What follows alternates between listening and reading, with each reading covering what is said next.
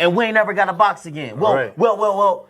I already been getting these bets, but now it's time for you to get your just due.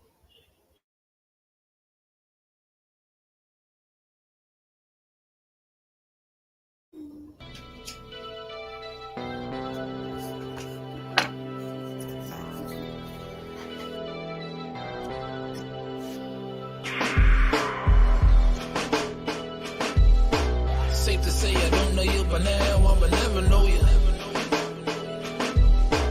Fuck your hope, it's just another obstacle I'm stepping over. Every time I turn around, it's something I ain't never sober. Ain't no coming back, you take it there, once you're dead it's over. You don't got me in your best interest, it's screaming out your eyes. Princess cut deuces leaning out the ride. Look at your soundtrack, whole material I supplied. Jeopardize my kids' meals, send them all on a doctor ride. We represent the minority, let's monopolize more than 1 million tears drop. Dealt with too many chopper rides.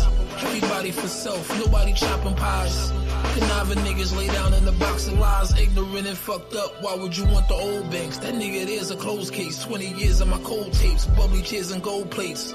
Brought the ugly stairs and nose breaks. Room full of snakes, finally no space. Fake nigga with a fake page, I'm on a ghost chase. God bless the child that hold his own and keep his folks straight. Grimy in the cold state, that's how it gotta be. Dominating finally, I'ma make you proud of me. Yeah, safe to say I don't know you, but now I'ma never know you. Fuck your hope, it's just another obstacle I'm stepping over. Every time I turn around, it's something I ain't never sober. Ain't no coming back, you take it there, once you're dead it's over. You're all the way gone, incapable of change, why try? Too busy stuck in the matrix, you die without Wi-Fi. Just mind your business, witness, turn a blind eye. Shit, who we packing, kiss your burner, bye-bye. Your bridge is burning, not mine. I lost my partner in the crime. Wish I can go get you, kick it with you one last time. Snap a dope picture, shit don't make no sense. Hoping I crack the code quicker. My face a jewel, don't let the platinum and gold trick you. The only role models on our side's the Falcon. They teach you all about crime. Lucky if he get out fine. Most of my friends were outlined or outlaws. Why would we care about yours? The one was a joy, rip up your house floors. The victim line of vouch for us. We on the strip with rocks and Glocks to us. Run from the force, know what they got for us. We all with it, hope you fit it, don't get knocked off. Moment of silence for the while as you feel a block pause. Yeah, safe to say I don't know you, but now I'ma never know you. Fuck your hope, it's just another obstacle I'm stepping over. Every time I turn around, it's something I ain't never sober. Ain't no coming back, you take it there, once you're dead it's over.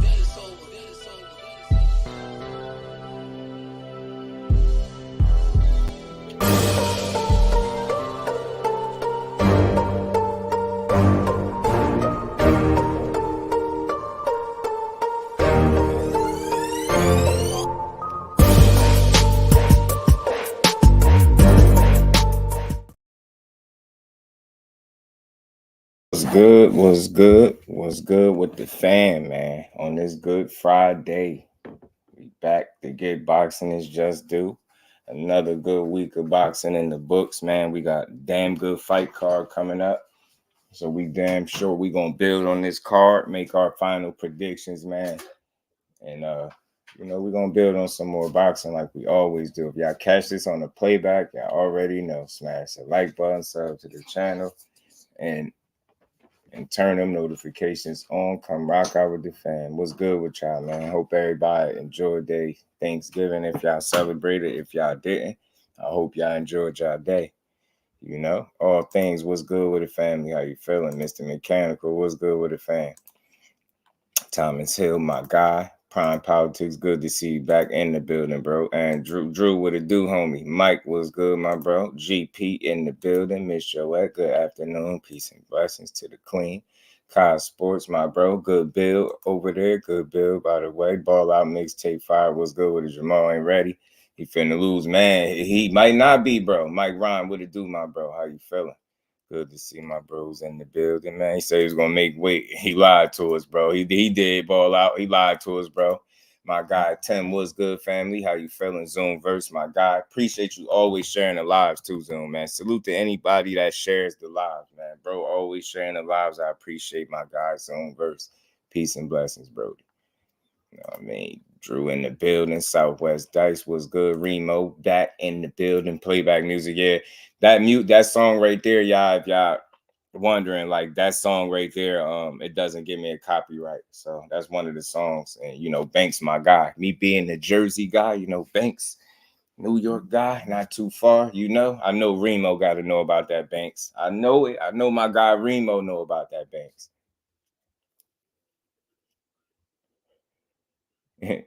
Is Yet. Well, I'm gonna just call you Yet. What's good? Say, should I put some money on Benavidez Jr. since it's like Jermall didn't take this fight camp seriously? I don't know, man. When you speaking about money, it's different. It's one thing to just pick a guy, right? And you don't have to bet, but betting your money, you know, I'll just say this. Could you see Jermall Charlo getting beat up by Jose Benavidez? I understand the weight. You know, I'm not impressed with the fact that he came in like 3 pounds overweight. Like, I'm not impressed at all with that. But I want to believe in his trainer because his trainer is a pretty honest guy, pretty straight shooter. He said he's seen that look in his eye. He said he feel like he back to where he need to be. Now, maybe he's not all the way back physically because he did say what? He only trained for 3 weeks. He did throw that out there. So when you see a guy miss weight like this, I'm not fully surprised if you only train for 3 weeks. Ball out, salute, family. Mike Biggs, boxing, my bro. Salute to you, Brody. Appreciate you putting up. Yeah, Banks, that guy, man. You know, that's a throwback. That's for sure a throwback though, Tim. Yo, the average someone, what it do, homie? How you feeling? You know that was the G unit days. Shower, peace and blessings to the queen.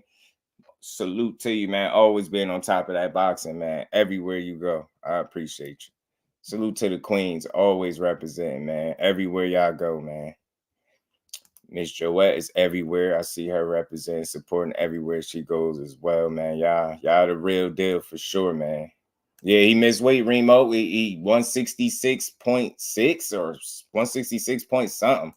But he definitely missed. Coach Amber, peace and blessings. How you feeling? Stormy B, man. Salute to the sensei. The OG class is in session. Whenever the OG is in the chat. His last fight was in War against Cherry Pick. That was 2 years ago. I think Benavidez wins after his weigh-in. I feel you. I can't argue with nobody that is not confident that he's gonna pull off this win, right? You need to make weight, man. You make weight, bro. It's hard. It's hard, man. I can't make a case for you.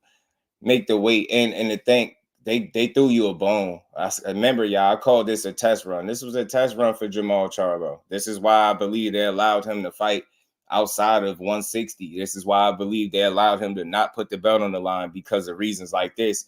For these unknowns like this, you just don't know how much he is close to being what he once was, right? Seen and unseen boxing, peace and bless. Salute, family. How you feeling? You just don't know. So these are the unknowns. And I think, again, this is the reason why that belt ain't on the line. This is the reason why he's been given the benefit of the doubt again. You get what I'm saying? And he ain't doing himself no favors by coming in heavy. Like I can't say I appreciate it. I just don't know what his training camp has been like. He say some very concerning things, saying he's only trained for 3 weeks. I mean, that can't be ideal. You get what I'm saying? For no fight. And I don't see how you can properly get the weight off and train. You get what I'm saying? Come up with a game plan in 3 weeks. I don't know if he's just saying stuff to be saying stuff, but I'm not impressed with that.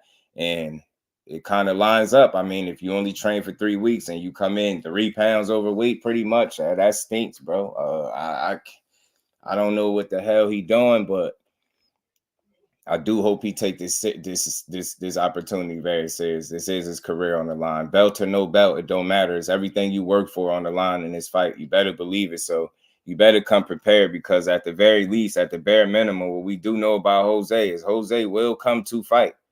He will come to fight. You get what I'm saying?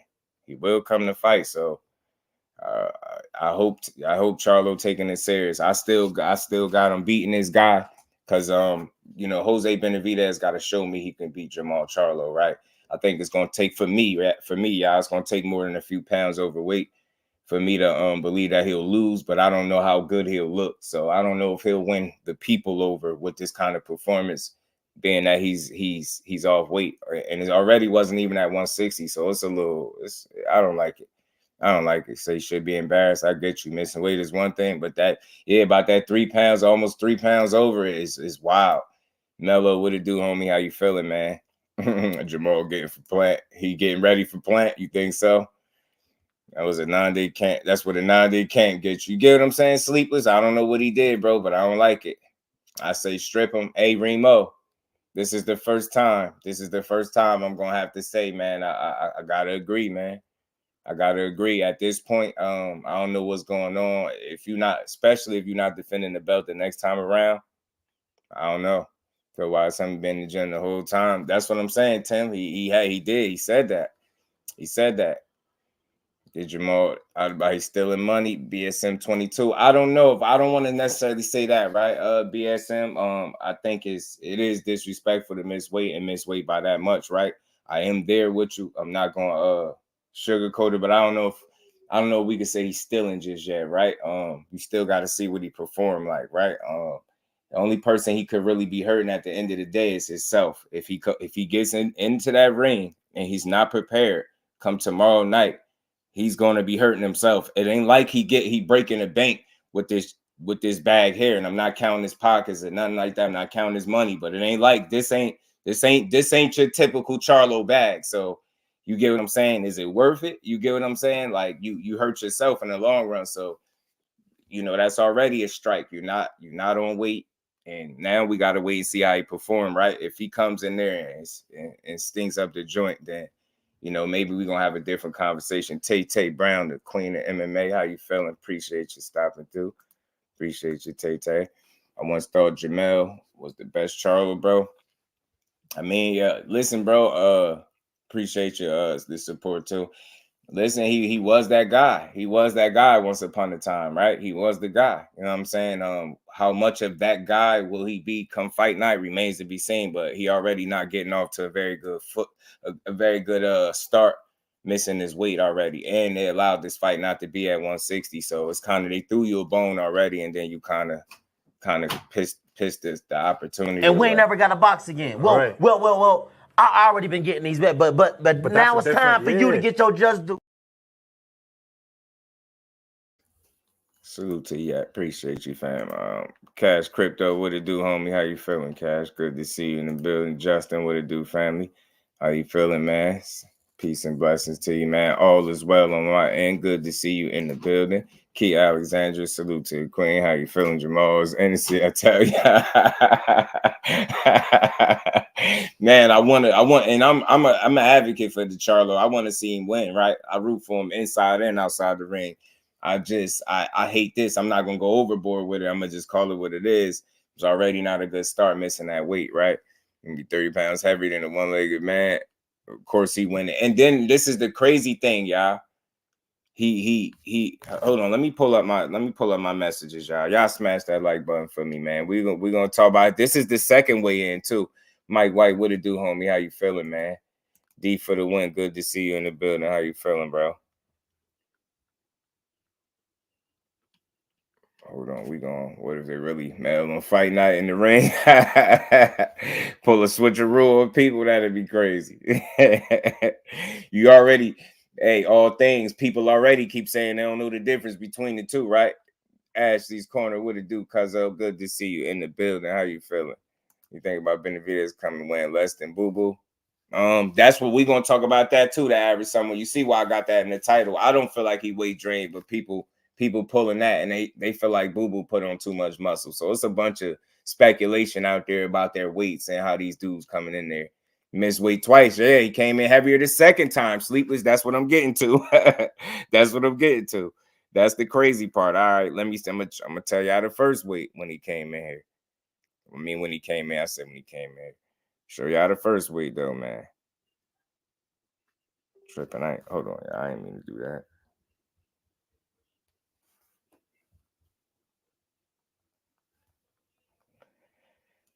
All right, bro. Let me get this.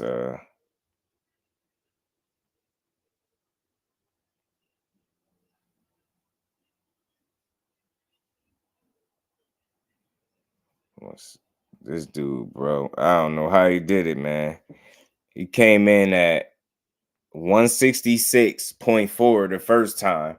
Then he came in for the second time and was 166.6. Like, how did he do that? Is amazing. Your unlaced was good with it, fam. Come back heavier. He went back and took a couple shot. Like, what'd he do, bro? Big dose. What it do, family? Nah, Benavidez is spot on. Benavidez is on point. Which Benavidez? They both good though. Both Benavidez's are good. And David is lighter than Boo Boo. You know what I'm saying? That's something to talk about though. Tattoos will give him away. Telling you, man, I don't know what he did. Well, how he come in heavier the second time? This is what I'm saying. I don't know. Hey, Stormy OG, if you still in here, I want to know, because I know you watched a lot more boxing than me or anybody that's in here. Any of the family, have y'all ever heard of a guy coming in and weighing in heavier the second time around? Yeah, how do you get bigger the second time? You get what I'm saying? Salute to my baby girl, Miss Just Do. How you feeling, baby girl? Yeah, Jermall missed. Yeah, Jermall came in heavy and then came in even heavy. He pounded some water. Yeah, like Woody probably went and drunk some water and put on a little bit more, right? Went to them leftovers and chowed down. I don't know what he did, man. Coach Amber, he tripped out. Pound for pound boxing talk. What it do, family? Good to see you in the building. Yeah, he came in as heavier the second time. Dre Finest, what it do, family? How you feeling? Good to see you in the building as always. Salute to my baby girl, Miss Just Do. Salute to everybody, man. I hope y'all enjoyed y'all week, man. Hope everybody enjoyed the week. And for those that celebrated the holiday, I hope y'all enjoyed it as well. But yeah, this guy came in a little bit heavier the second time around, 166.6. And look, it's not a good start, right? You want to make weight in any fight, and the fact that they allowed this to be able to catch weight, I think, was strictly doing Jermall Charlo a favor, not Jose Benavidez Jr. I think that was strictly for Jermall, and that's why I expected him to at least make the contracted weight of what was it, 164. And I don't understand how he didn't do that. And to come in almost 3 pounds heavier is wild. You get what I'm saying? So maybe it is some validity to him saying that he only had 3 weeks to train and he only trained for 3 weeks. He got up off the couch for this dude. All that stuff, I guess you've been telling the truth, bro, but you damn sure better not get in there and shit to bed completely. All right, you missed weight. You know what I mean? We're going to talk about it because we got to. It's out there, but you better come in there to fight.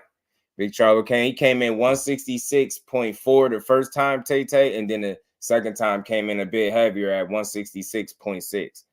Jermall just need to retire. He's not mentally there no more. Ant Jones, man, I can't even put him no resistance, bro. Always good to see you, Dre Finest. Always, bro. So he probably said, F it, I'm thirsty or something, right? Skywalker Boxeo, salute to my brother. Good to see you in the building. Teams are taking retro still to fight. There's not a go yet. Man, see? Man, that's not good, man. That's not good, man. He need to, man, that's not good. Kate Causey, what it do, family? How you feeling? Good to see you in the building. Coach Amber, I gave a case some gum to spit out. 1 ounce. Jackass didn't spit and swallowed the juice and gained a ½ ounce. Wow. Wow. That's interesting, man. Appreciate that. That's crazy. Wow, man. So that weight stuff really ticky-tacky like that, man. So that's probably what he did. Went and got a sip of water and got heavier. I just gonna have to pay for that. Yeah, right. He probably, what they gonna tax him? Are they gonna tax him for the weight, or is this fight gonna stop? Like, that's what, man, that's not a good look though, Charlo. That ain't a good look. He say you just need to go to the podcaster to make this free, buddy. You got about 6 babies to pay for. Yeah, can't waste time playing boxing. Yeah, man. I'm not gonna go too far, right? Listen, I know he went through some things. We gotta critique him for the not being on weight. You gotta hold him accountable. Even he understands that. I'm pretty sure that the second weigh in coming in a bit heavier is wild. Like I said, maybe he did do something as simple as taking a couple swigs of water, whatever the case. You know what I'm saying? But it's not a good look. We know he's been off for a very long time. I understand that, but you still want to. Anytime you step inside the square circle, you want to give yourself the best opportunity possible, and that's you know, for starters, if you don't do anything else right, you want to be in the best shape as possible. And that starts with making a weight. And he just didn't do that. So that's a concern for me going into this fight. I hope it don't play into his actual performance, because I already expect to see some ring rust and stuff like that. So I don't know, man. It's not I don't like it, but he got to come out here and fight, because his career on the line. Literally, like, you've been out as long as you can. I mean, they stalled you out. They allowed you to keep your belt, and they allowed you to fight outside of 160 at a catch weight, and you still ain't come in on shape on point. So that's not a good sign. But, you know, I hope this ain't the beginning of the end for Charlo at the end of the day, right? He's still an undefeated guy. He got to go in there and prove it. I want to see what he got left to give to the sport. But like I said, man, just hearing this and understanding that he missed his weight, and they already gave him a break, is a little, you know, concerning. You try to lose any more weight, right? That's what I'm saying. Unlaced, I don't know what he did. He said, "Man, go get some laxatives or something, man." Yeah, champ, you got to do salute to champ. Salute to everybody in the building. Y'all smash the like button. He said, "Prune juice, hen dog, my guy. What's good with it, family? How you feeling, bro?" Man, it's like, yeah, man. Salute to him, man. I hope this is not because he's not taking things serious, right? I can't say what it is, but I did read from his trainer. His trainer said, you know, he got that look in his eye. He feel like he's where he need to be. He feel like he's still that same guy from before.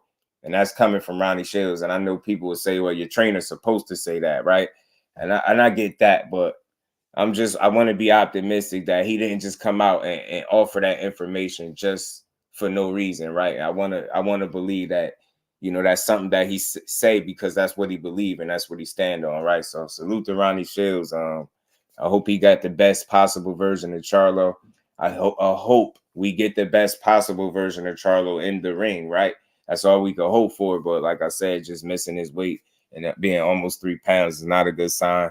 Having a second opportunity being heavier like that, that's definitely people going to throw you under the bus completely for that. And I understand it, right? I understand the criticism that's about to come with it, but he could kind of quiet some of the noise if he come out there and perform well. You know what I'm saying? So we just got to see.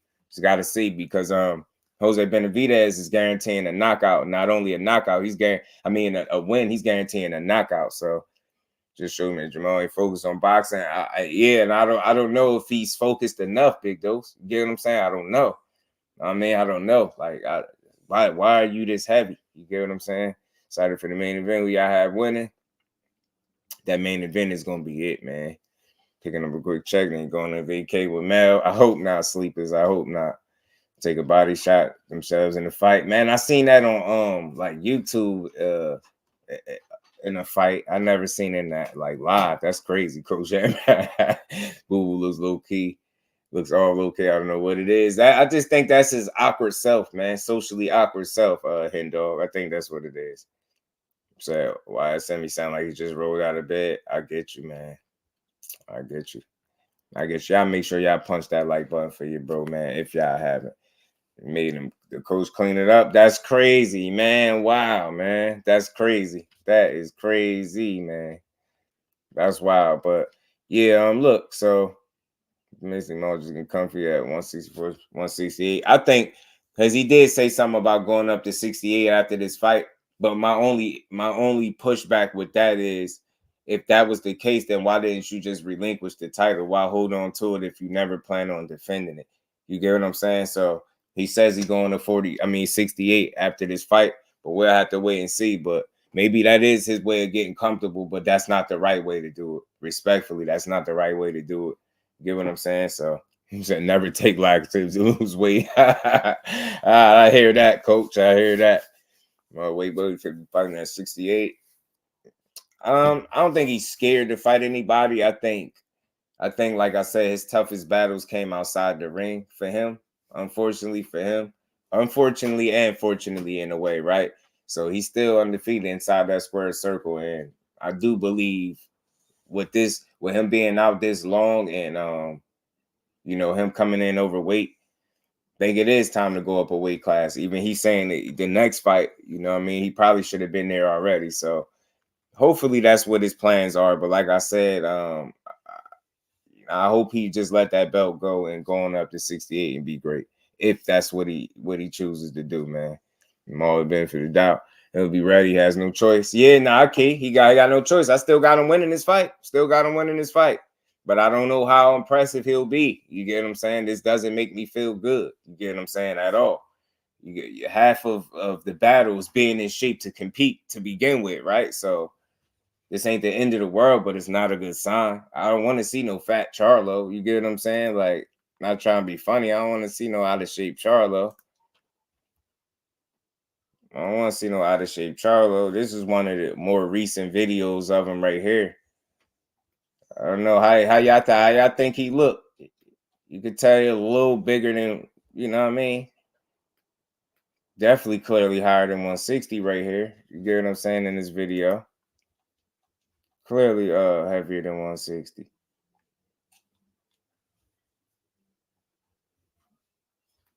Man, I just don't know. We really be rooting for these dudes and they be out here playing and stuff, man. Don't make the fight tougher on yourself than it has to be, man. Just don't. Don't make the fight tougher than it has to be. Just come in there and be in shape, man. Man, you need this. You get what I'm saying? You need this. It was only normal on the mic when he calling folks out. Yeah, man, sleepless. Other than that, he just Boo just be tripping. Not the best of shape, right? Shower, like I don't really like it. You get what I'm saying? I don't. And how much will it affect the performance mixed with the fact that he's already been out for what, 2.5 years, right? So man, I just don't like it, bro. I don't. I would love to know how long his training camp actually was. I really would love to know. I know he said 3 weeks, but I would love to know the exact amount of time that he's trained for this specific fight right here. I think he walking around 190, something like that, laced out. I think so, something like that. Should go from Morel first. If we do move up for real, he might want to tune up or something before he go playing with that guy. Morel, man. Morel a damn he a problem. I believe he is a problem. People buy all the tattoos, smoke weed. I bet Maul been chiefing. No comment. I plead the fifth, big dose.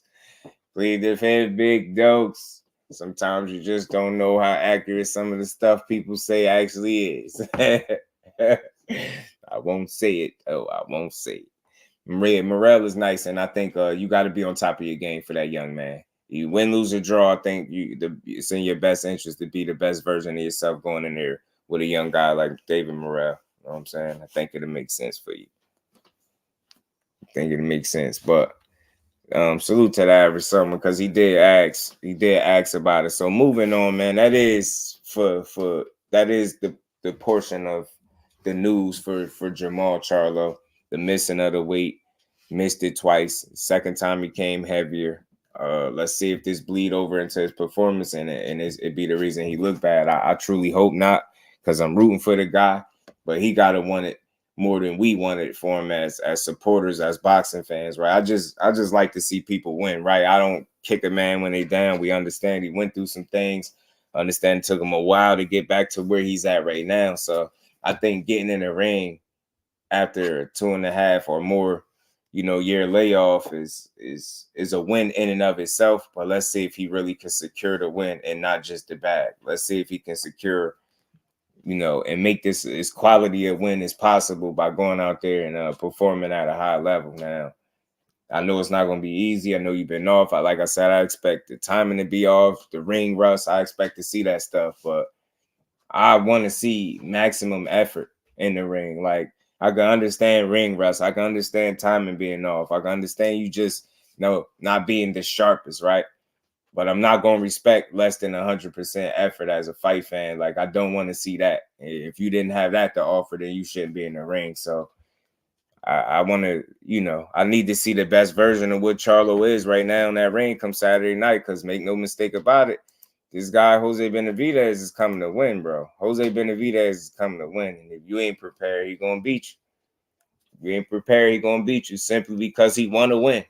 You get what I'm saying? If you don't say nothing else about Jose Benavidez, he ain't never gotten there and just laid down, right? He always come to fight. If you gonna beat him up, he gonna make you beat him up, right? So that's all. I'm just hoping Charlo is in shape, in good enough shape to come in there and prepared enough to go in there and beat him up, because that's what you're gonna need to do. I know some people was picking Charlo by stoppage. I know after hearing that he missed weight, this might change things, so people might want to hold off on that the stoppage talks. But I do got him winning this fight. You get what I'm saying? I'm giving him the benefit of the doubt. You know what I mean? Even the not best version of Charlo should be able to beat a Jose Benavidez, to me, who is not a middleweight, let alone a damn near super middleweight, which is what y'all gonna be in fight night. So I don't know. I still feel like Jermall, you got the advantages, and you got to show it, bro. You're still the better fighter. You've been proving it. You're undefeated. This dude got multiple losses. He's not a real middleweight, in my opinion, and you should have the advantages come fight night, bro. Now, let's see if you take advantage of it.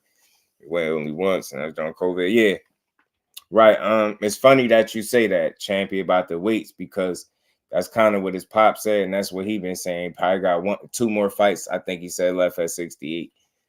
And this might be one of the 2 more. So this might be one of the 2 more, unless he's saying 2 more after this fight. So let's see, missing weight is a self-inflicted wound, lack of discipline. It is unlaced. It is. And he already don't have that leg to stand on coming off 2 years.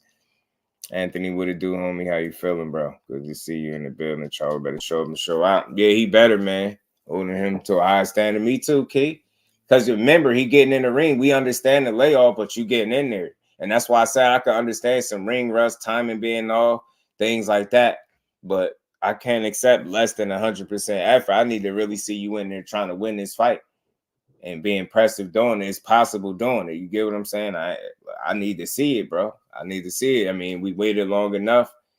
I mean, y'all had a little entertaining back and forth with y'all press conference, well, with y'all face off or whatever, y'all Zoom interview. And listen, man, you sold us the fight there, so I just want to see the effort be similar. I want to see the effort match the noise that y'all was selling. You know what I'm saying? And again, we do hold him to a high standard because that's typically what he performs at. So why hold him to anything less than what he typically performs at? And again, I'm going to expect some rust and some, you know, different things like timing and punch placement to be a little off at first, but I do expect to see this dude win, and I need to see his effort be there. Fate, what's good with it, bro? How you feeling? He said Conor Ben versus Bruce too soon for Ben, man. You know why? You know why it's not Fate? Because he keep calling for it. You know what I'm saying? He keep calling for it. His ass keep on calling for it. So we're just gonna have to see, man. We're gonna have to see, man. We're gonna have to see. Salute to him, but I hope he do well. Jose Benavidez Jr. do look like he in shape. Ant McQueen, what it do, my bro? How you feeling, Ant? Appreciate you stopping though, starting to believe when he said he was on. Me too, D. I said the same thing. I want to see how you do against Eubank. I wouldn't mind that fight either, though, Fate, but I wouldn't mind the fight. But yeah, man, I think so too, D. When he said that 3 weeks, I was like, man, I'm starting to think, bro, you really was only in there for 3 weeks. You out here missing weight by almost 3 pounds. And it wasn't even at 160, man. It's crazy. You came in at close to 167. You get what I'm saying? And the fight was like, what, 164? So you came in 166.6. And then 166.4 the first time. And heavier the second time is wild. So, you know what I mean? Yeah, he got to follow through, Dre. All the way through with it, man. Make it happen legit. Nah, we need it. We need it, bro. We need it. But yeah, that's for Jermall, man. So salute to him, man. I hope he go out there and do well. Salute to Jose Benavidez for being on point, for making the weight. He said it was up that high because of Charlo. So, and now we see that there's more validity to that than what some people thought. I felt like he was telling the truth right when he said it. It was obvious because Charlo was the one that been out for so long. So, you know, it being farther away from 160 is more helpful to him, obviously, because he's the heavier guy, the less active guy. You know what I mean, coming in 2 pounds overweight, about 2.6 to be exact, about 2.6 pounds overweight. You know what I mean? You know how people take that stuff serious, man. So I just hope he puts on a performance that will kind of silence some of this noise about his weight and him not being on point. And then I hope he go make the best move after this, man. I hope he wins impressively and don't just win, but a shaky win ain't gonna do it, man. He gonna face a lot of criticism. Everybody don't care that you been out of boxing for 2.5 years. They're not gonna care. So hopefully he make the most out of this opportunity. I truly hope so. I want to see it. You think the pound's gonna cost some money wise? I say it's gonna cost him a little chunk of his purse. I tell you that, because don't they charge him? Don't they fine him X amount of dollars for each pound or something like that? So it's gonna cost him. I think it's gonna cost him some money, if anything. Or was it? It is 163. So that makes it is. So he 3 and some change then if it was 163. I thought it was 164. Pardon me if it's 64, not 63, because that's clearly 3. That's 3. Damn, man, that's closer to 4 pounds now. That makes a difference too. That's not good, man. DSG right. Fake, Daddy Swift been having them bars, man. He been had them bars. I ain't said it was good bars, but he been had them.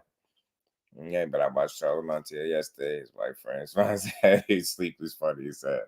Yeah, man, that performance. But that's at the end of the day, that's the last time we seen him in the ring. Sleepless was Montiel, so people expected him to look better than he did in that last one. You get what I'm saying? Even though he been off long, like. You don't need 2 subpar performances or back-to-back performances. Like, you don't need to make this a regular thing. So he need to make a statement the best way he can, whether it's a convincing UD or some type of stoppage. But that's what he need, or negotiate how much he has to pay. Appreciate you, coach. I did hear they still doing some talking going on, right? So yeah, man, because I know they didn't expect that. They didn't expect it. Appreciate that. You got to pay Benavidez, make up the weight difference, right? He do. And Coach Amber said they still negotiate how much you got to pay. So it's one of those things you just got to wait and see. If I hear it, I'll definitely let y'all know while we still on stream. Roja, what's good with it? Anyone going to be drained? Charlo. Right. Charlo, no, he effed up. He absolutely did. He absolutely did. So speaking of, this weight drain, because people have been making a big deal out of Benavidez and how he's looked, right? And, you got people that seem to think that he lost too much weight too fast or whatever the case. I don't know, man. I think he on point. I think Benavidez might have got it on point, man. I think he might have fixed some things and got, I think he on point for this camp. I don't feel like he weight drained. I think he looked healthy right here in this picture. I don't feel like his face look extra sunken in and none of that. Of course, his face going to look a little slimmer because he cutting weight, obviously, right? But he don't look emaciated in the face. He don't look bony in the face. He don't look unhealthy in this picture to me. And you see Jose over there, he looking in some pretty good shape too. So I always respect these dudes. I know it's their job to be in shape and make weight, but I respect it coming from Benavidez because he get a lot of flack about, that one time that he actually missed weight. And people are always jumping the gun. They pulled this the last training camp. They said it for Caleb Plant. He was weight drained. I don't think he was. And I think he looks a bit healthier here than he did for the Caleb Plant fight. So I don't know. I like that. I like the fact that he's in shape. And he did. I believe he came in lighter than Demetrius Andrade did. So I don't know. I think this is good for David Benavidez. He might have figured some things out, man. And he making his weight more healthy got to be better for him. You get what I'm saying? I like it. I think we're going to get a good fight. I think he's ready to go out there and try to, get Boo-Boo his first L. And lose becomes a fight. Well, my money's worth. Yeah, man. Facts. Nah, we can't see that, the average someone. We can't see that. Say what, Charlo better bring it. Fans fed up with that bullshit. Yeah, man. We need to see him put up, Dre. We need to see it. We need it. We need it. Needs to let go that WBC. I think so too. If Adames definitely deserve a shot at it right now, Roja. Like right now, Carlos Adames does. And you know what's funny, Roja? They said depending on this result, the WBC was gonna order Charlo versus Adames next, and that's the crazy part. David looks like a strong kangaroo, don't he? Salute to my baby girl in the super chat, putting that cool blue in the chat. Appreciate the love and the support as always, baby girl. And we ain't never got a box again. Well. I already been getting these bets, but now it's time for you to get your just do.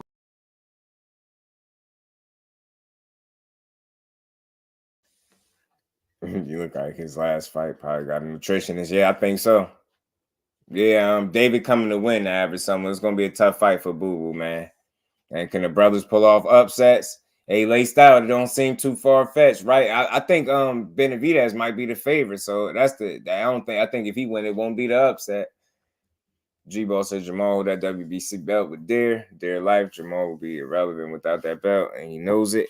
But you know what? And salute to my bro Mike in that Cash App, always supporting the grind. Much love, much appreciation. And Mike. We ain't never got a box again. Well. I already been getting these bets, but now it's time for you to get your just do. Salute to my bro Mike. Appreciate the love, family.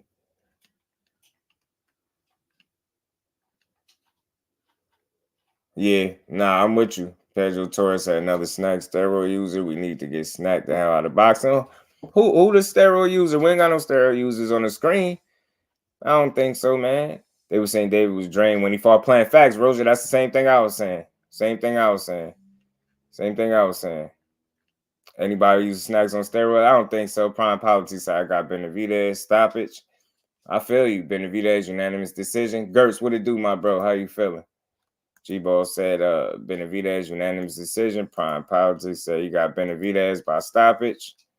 I got you, man. Nah, I'm with you, Dre, man. They got to give us better performances, bro. You know what I mean? Yeah, we can't just throw them all under the bus like that. You get what I'm saying? To me, you know, they got to be caught. You know what I mean? I think Benavidez is a clean fighter for sure. You know what I mean? I think Andrade is a clean fighter. It's a lot of fighters that's with Snack that I feel like are clean fighters. Doing some work with Snack, right? I understand people's suspicion for different reasons, but I just can't throw them all under the bus like that. I think Benavidez has been working his ass off. I think DEMETRIUS Andrade has worked his ass off.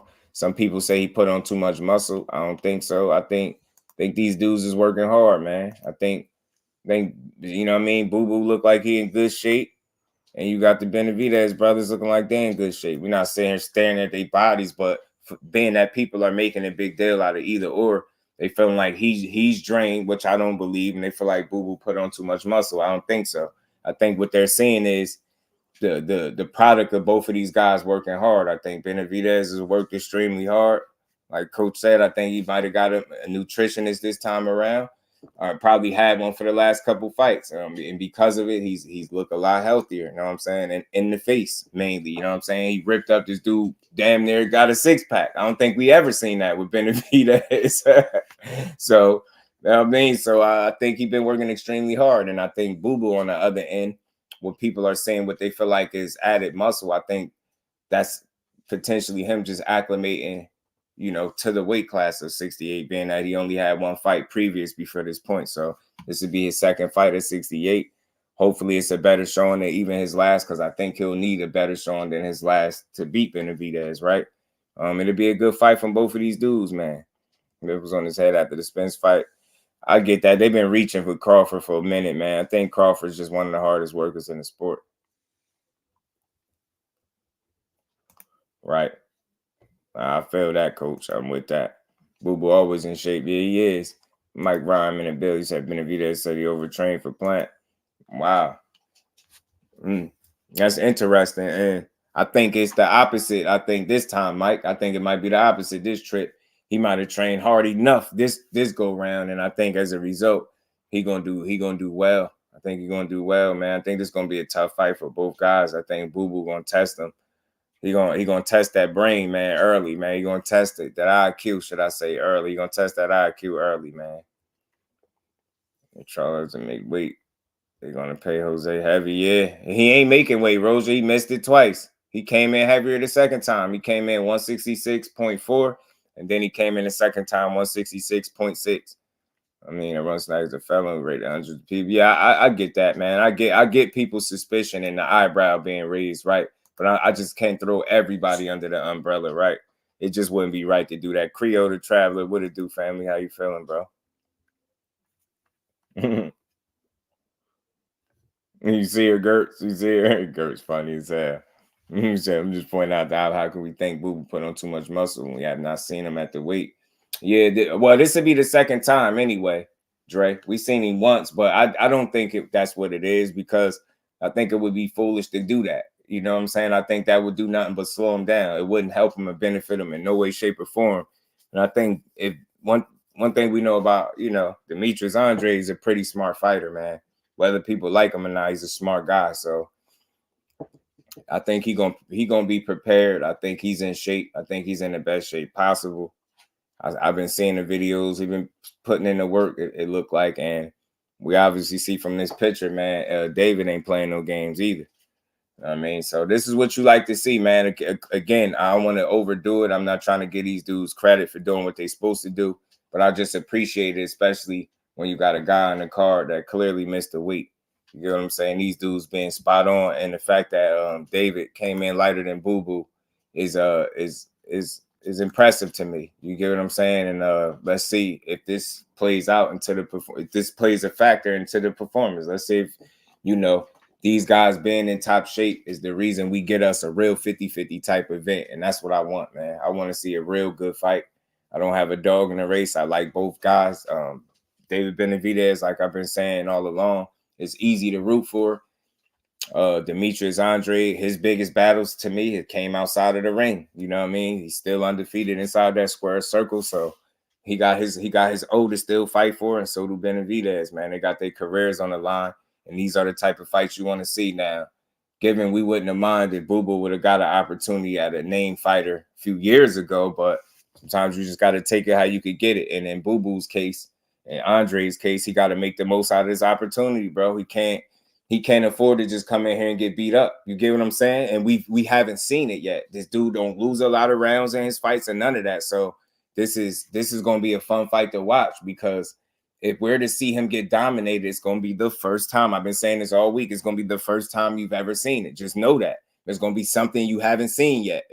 Him be dominated. Him, you know, not finding a way to figure it out from round to round. This dude is a very smart fighter from round to round, and he's difficult to figure out. You know, despite the level of competition that has avoided him for one reason or another. Demetrius Andrade, make no mistake, man. He's an elite fighter, and he can fight his ass off. So I think he'll give Benavidez all he can handle, bro. So that's why Benavidez said for this fight, he's going to start fast to test Boo Boo's stamina. I think that's smart, Mike. I think that's smart. But he better be prepared and don't run into something. You get what I'm saying? And with the fighters on the Jose and Charlo, I keep saying they fight. I still the show. You talking about Ergashev and Matias, the average someone, or are you talking about Hector Garcia and Lamont Roach? Which one you talking about? Say either wins. I'm with you, Shaba. I'm with you. I can see how either guy could win. Salute to my guy, Big Dog Willie, in the super chat. Always supporting the grind. Salute to the Handy Coat. May the cat be with you. Salute to my bro, man. Appreciate it. And we ain't never got to box again. Well. I already been getting these bets, but now it's time for you to get your just do.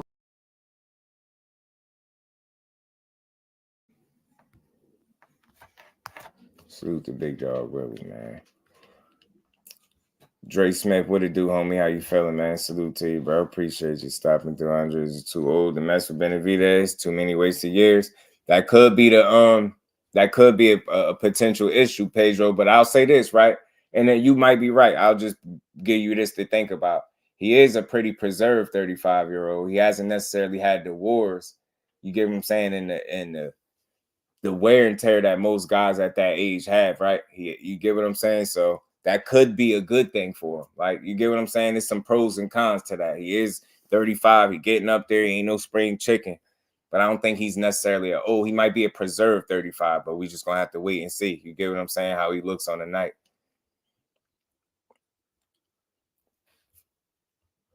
Yeah, Roger, he start going, he go for it early. There's no European fighter either. This is the Mexican monster. Absolutely. Al Booger, my guy.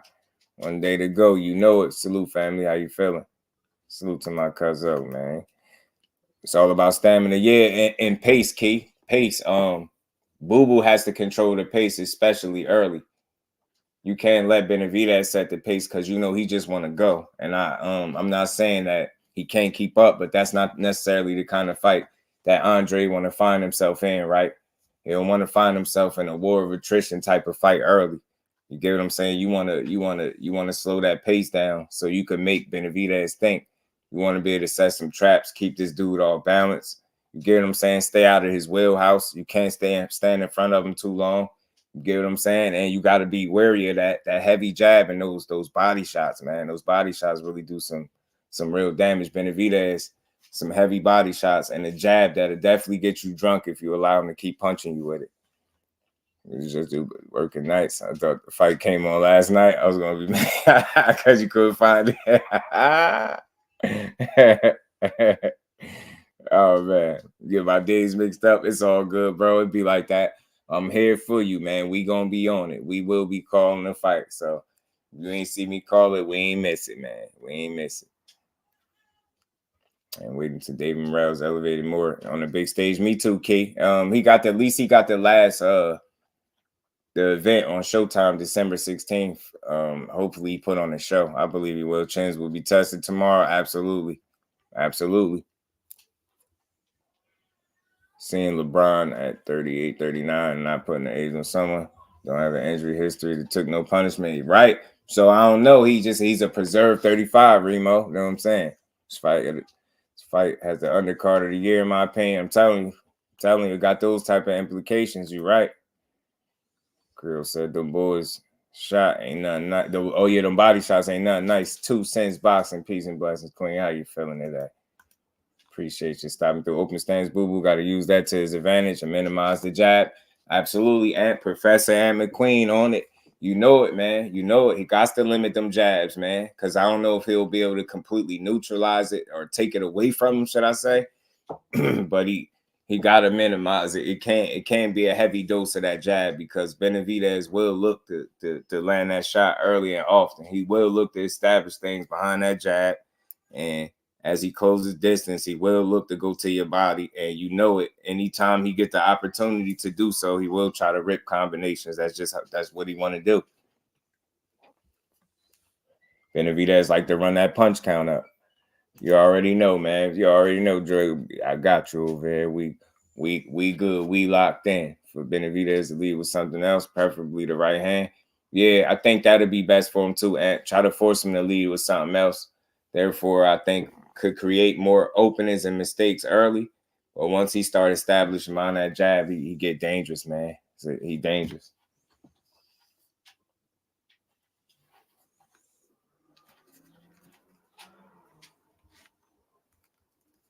We got to use veteran tactics because his physical may not be the same like it used to. Absolutely, Fate. Absolutely. He got to rely on that IQ. He got to be willing. He got to use that IQ, man. I got to, because he ain't no spring chicken, man. No spring chicken. Dennis Douglas did it. Benavidez only fight against the southpaw. Absolutely. See, Ant be studying. You right.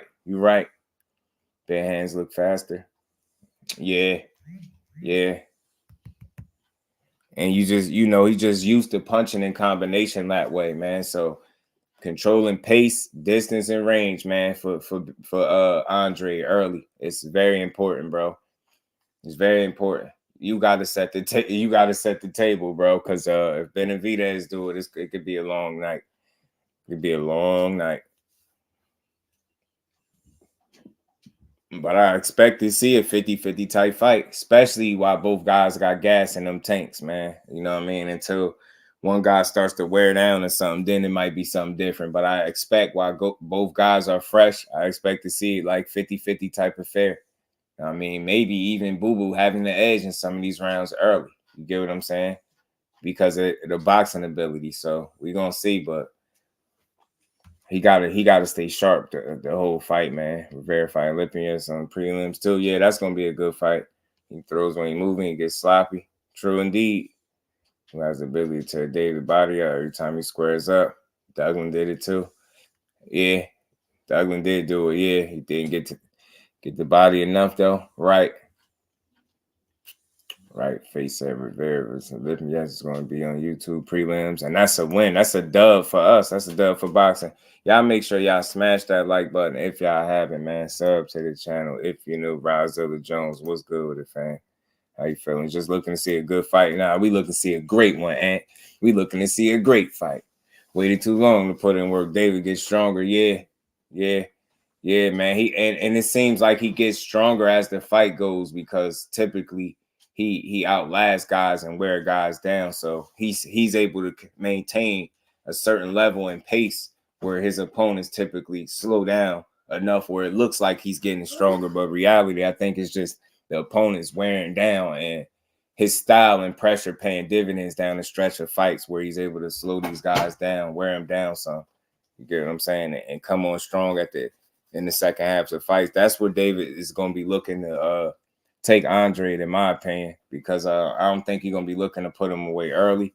I think he's going to be looking to try to box with him, and that's where the opportunities for Demetrius Andrade are going to lie. I think early it's going to be a boxing match. It ain't going to just turn into no brawl early. And I know Benavidez said he want to start fast, but Andrade typically starts fast anyway, so I think he'll be able to maintain and keep pace with him. You know what I mean? Especially early. Makes sense for David to press the issue early. Yeah, I mean, yeah, he said he gonna do it. He said that's what he gonna do. Ghost, there go my guy. You tell him, Ghost. I know Ghost got something for him. What you got? Demetrius had a tough cut. He about to shock the world. He will do him dirty. Talk to him, man. Andrade does Benavidez like he did Willie Nelson. He top 3 pound per pound. That performance was something different, wasn't it? I think possible in that ring. You know that for sure. I think Benavidez got this. And I feel you, man. Benavidez is definitely gonna bring the fight, man. He gonna make it a tough one. But Andre got to be ready. You know what I mean? He got the skill, he got the talent, got the IQ. You get what I'm saying? The question: do he got the gas tank? Is he too old? Do he got the legs? You get what I'm saying? Can he withstand that Benavidez pressure, the Benavidez onslaught? You know what I mean? Can he weather the storm? Will it be an early storm for him to weather? You know what I'm saying? And so I think it could be attributed to pedigree, or lack thereof. He's only had 15 amateur fights, so he's essentially learning on the job. Salute to my guy, the professor, the average someone. Appreciate the love, homie. Always appreciate the live. Just good stream. And see y'all in the next episode. I have Benavidez winning, but the first 4 rounds will be the most dangerous. Absolutely. First 4 to 5, absolutely. Or first 4 to 6. Salute to the average someone. Appreciate the love, homie. Appreciate you. See you on the next one, man. Make sure you enjoy your day, family. And we ain't never got to box again. Well. I already been getting these bets, but now it's time for you to get your just do. To my guy, man. Appreciate you. Yeah, Rob, we definitely the real winners in this. We definitely win. Anytime you get a real 50-50 main event along with 50-50 type fights along the undercard, and it's leveled very well, I think this is very stacked card. It's a good card. I think it's worth the money. You know what I'm saying? I definitely think it's worth the money. And I hope all the performances live up to the billing. You know what I'm saying? Let's see if David coming on strong will change. I was back in stamina is never seen it before. Yeah, Shower. And you know what? I'll point this out. You seen it a little bit, Shower. You seen it in the Caleb Plant fight. You seen him have to get a little bit of a second win in that fight. Just a little bit. He had to get a little bit second win, but he was able to do it right when Caleb Plant got tired. And you've seen him, because I feel like that first portion, the first 5 or so, 6 was tough on David, and he had to really think.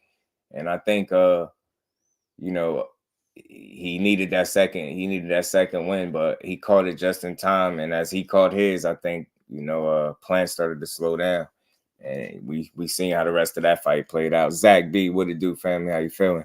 Praying for Mar. I don't know if he wins or loses. I really just want Champ to be okay. Facts, Zach. Yeah, facts, man. I'm still picking him to win this fight. Because Jose got to show me I could beat Jermall. And Andre's gonna buzz him with a looping punch tomorrow. The whole card got good facts. He could, Roger. You know how Boo Boo do early, man. He got the ability early, throw those little awkward shots, the weird angles that he take. You know what I mean? From some strange positions in the ring, man. He's just one of those guys. So I think he got what it takes to give Benavidez one of his toughest fights, if not his toughest fight. I think he do. I mean, I'm just hoping that both of these dudes is in tip-top shape so we can see the best fight possible. You know what I mean? That's what I want to see for Andre, because that's that's where the fight can get tough. You get what I'm saying? Don't let Benavidez set no pace on you. But you know, Andre does have experience. He does have IQ, ring generalship. He's definitely smart as hell. If you just listen to the coaches that trained him and the people that been around him, one of the first things they'll tell you is how smart he is. And they're like, man, this dude got a world of skills. So how much of those skills gonna be on display tomorrow at 35? We're gonna find out. But I think it would be foolish for anybody, especially from Team Benavidez, to count this dude out. I mean, I think it'd be foolish, man. So I think you're gonna see a sharp, determined, focused Demetrius Andrade tomorrow night. You know what I'm saying? Whether or not he pulls off the win is another thing, but I don't think he's gonna get steamrolled or ran over. I don't expect to see that. People, again, I missed that. Oh, yeah. Just a bit, Shower, just a bit. He had to, you know what I mean? Because you remember how well Caleb Plant was boxing and moving in the lateral movement and not standing in front of Benavidez, so he was constantly moving, having to go get him, and while getting hit, because you know Caleb Plant was boxing very well in that first quarter or so of the fight, and you know he typically is in control of his fights from beginning to end. Benavidez is, so that one made him think, and he spent some energy in that gas tank trying to go get Caleb Plant, and I seen him breathing pretty heavily in there. Had to go get a little bit of a second wind and get back to it. But he was able to do it though. He was able to weather that early, you know, boxing display from Caleb Plant early.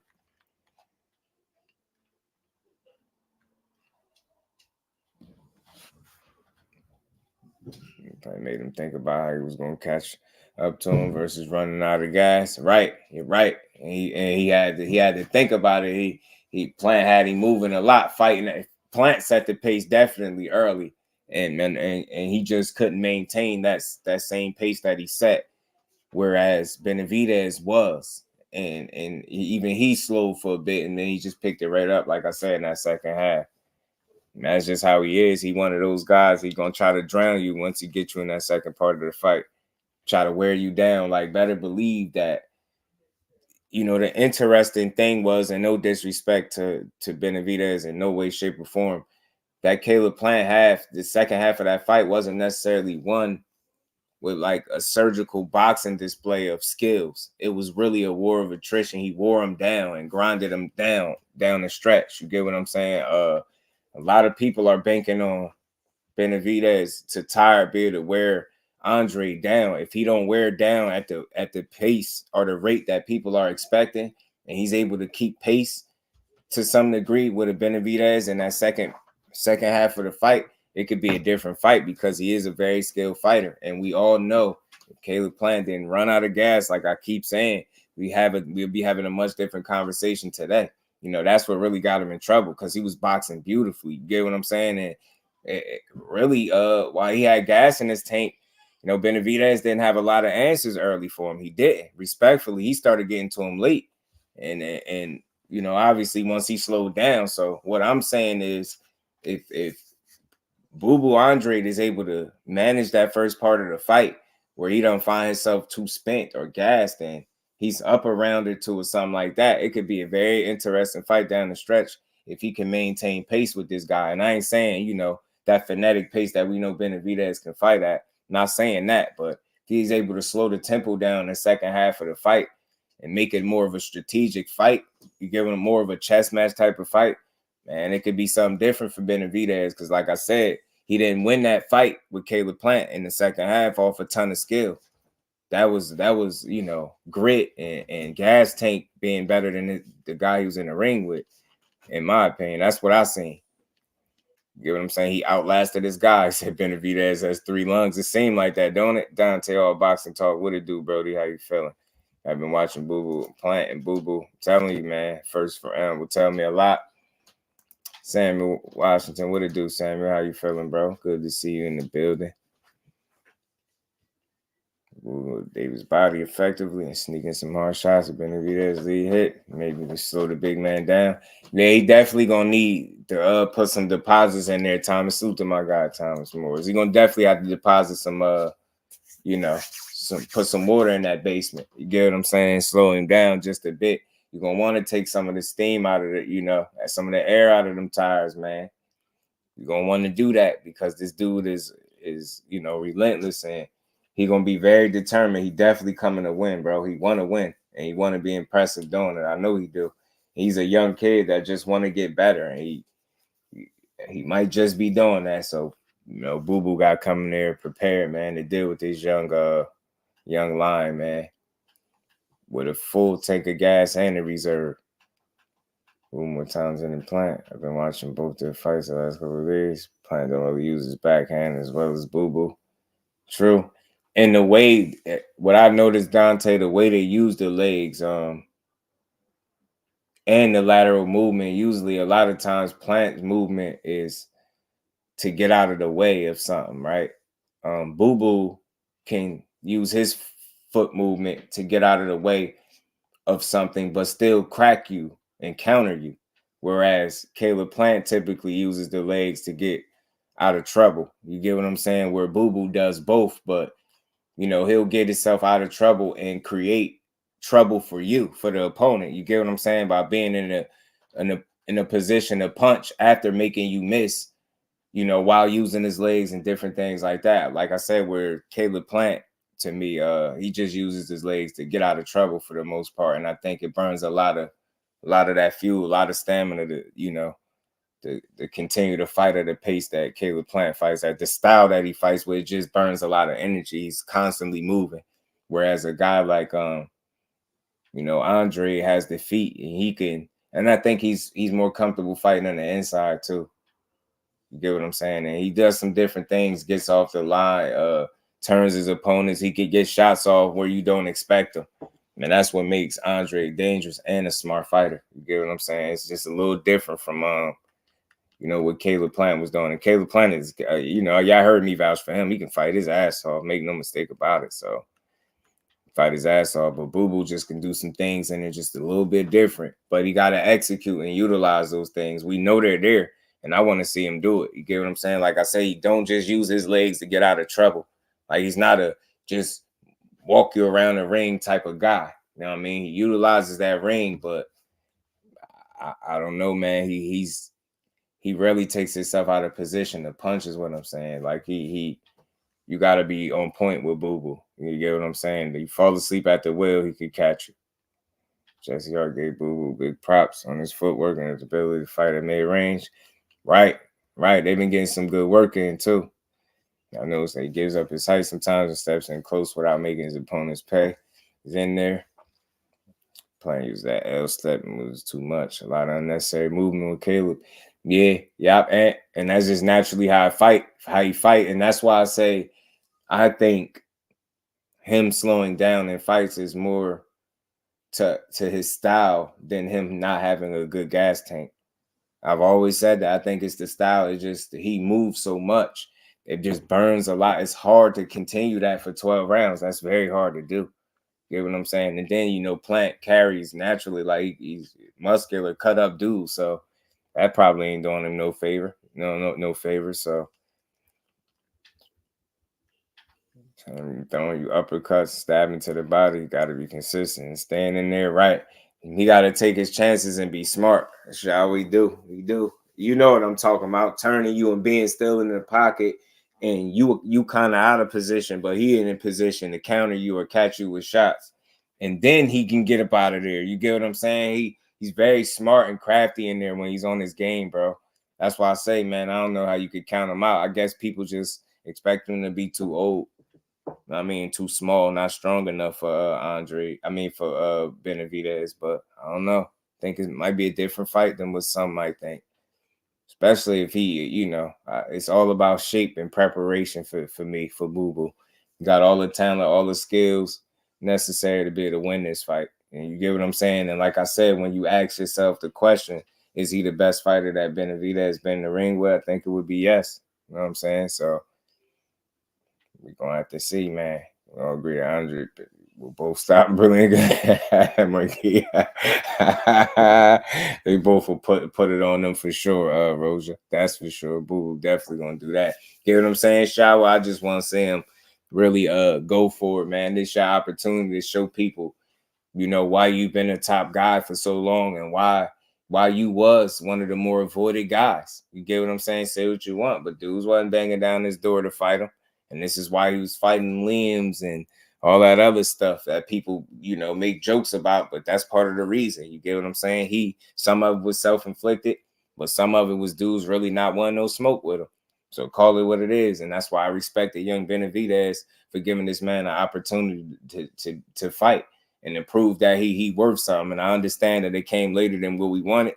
But hey, man, this is what boxing is. This is what boxing is, man. You never know when your opportunity is gonna come, and you just gotta get ready. And Boo Boo, I think, in my opinion, is gonna be ready. Mike Kirkland, my bro, good to see you in the building, man. Happy holidays to you, family. Whoever wins this fight is number 1 at 168 on paper. Talk to him. You know what I'm saying? Shower. Yeah, Roja. Yeah. Hey, man. Hey, and at least they're fighting, you know, at least Boo Boo is fighting somebody that's really belong at 68, you know, arguably higher, right? At least he fighting a real 68 pounder is what I'm saying. Not nobody blown up and none of that. If anything, he's still acclimating, but I'm not giving that no excuses to why this fight is either won or lost. I think this being his second fight at 68, I think he's acclimated very well. I think he looked healthy at the weight. He looked ready to go, bro. He looked ready to go. So I don't see no reason why this can't be one of the best fights that we got to end the year off. I like this fight. I like this matchup. Boo Boo definitely got the skills, the style to present issues, especially early, especially while these guys fresh. You know what I'm saying? He can make David Benavidez think, which is important if you want to have success against him. If you've seen what the moments where Caleb Plant was able to have success, because he made David Benavidez think. Not saying he can't think, but you get what I'm saying? You're making mistakes while you're trying to figure things out, while you're in there thinking, trying to figure it out. You're trying to catch up to this guy, and he's setting you up, catching you with shots, going to your body early. Like, he was able to have a lot of success, and I believe Boo Boo in his own way could emulate some of that same early success against Benavidez. It's all about maintaining it, and you got whatever pace you set, you got to be able to maintain it, because once you slow down, this dude has a reserve tank if he needs it, and he got a full tank of gas to deal with as it is. So you really got to come prepared to deal with this dude. And he don't have the best feet, but he cover a lot of ground with those feet, and he do have a tendency to cross his feet and different things like that. So, you know, Boo Boo just got to be aware of it and take advantage of them opportunities when they present themselves, man. You know what I mean? You can't be reluctant to take risks and go after your opportunities, man, because this is what kind of fight this is. You got to take the opportunities as they present themselves. When you create an opening, you got to go for it. You can't be gun shy. You can't be hesitant on pulling that trigger. Got to let them hands flow, man. You got to. And you can't be greedy. And you can't be standing in front of this dude too long in his wheelhouse, because he will punch in combination, and you might be able to slip maybe the first 2 to 3, but the 4, 5, and 6 might be a little different for you. So got to be smart, man. Got to be smart. I see Boo Boo got to really, his legs got to be on point for this fight. I'm supposed to see Boo Boo about split decision. Talk to him, Thomas. You know what I'm saying? Talk to him, bro. Watching Benavidez do press guys to the point. Okay, Wilton under the pressure, yep. So it wouldn't be unreasonable to assume that it wouldn't be the case with Boo Boo. I get it, right? And I get why people would feel like that, but you know, he might have something different for him, bro. He can't just stand there in the pocket. And I don't expect him to. Like, he's creative enough to give Benavidez different looks that will keep him thinking, which will create openings, in my opinion. But again, it's about maintaining it and the consistency that he's able to perform at, right? Get what I'm saying? You don't want to be spotty with your offense. You want to really be able to put together a complete performance against this young king. I think you're going to have to do that to win. You're going to have to be at the top of your game, because I think it's safe to assume he's going to be at the top of his, right? And when has he not? So I expect him to be at the top of his game come fight night, man, and he going to put on. I think so, man. It's a lot of doubters for Andre, and I get it, but you know, a lot of the stuff that people are doubting him off is things that they not necessarily seen in the ring per se, because like I said, if you're being honest, this is not a dude that he typically dominates his competition. He pretty much dropped damn near everybody, if not everybody he's been in there with. You get what I'm saying? He's always good at putting a guy down, not necessarily always out, but he has that ability to do so. And he doesn't give up a lot of rounds either. And he's a round by round fighter to me, because obviously he's not a KO artist, right? So from that 3 minute to that 3 minute durations, he's very smart. He's intelligent inside those 3 minute durations where he can outthink you. And I want to see if he can put Benavidez in positions where he has to outthink him, because I think that type of fight favors him, favors Andre. You want a thinking man's fight.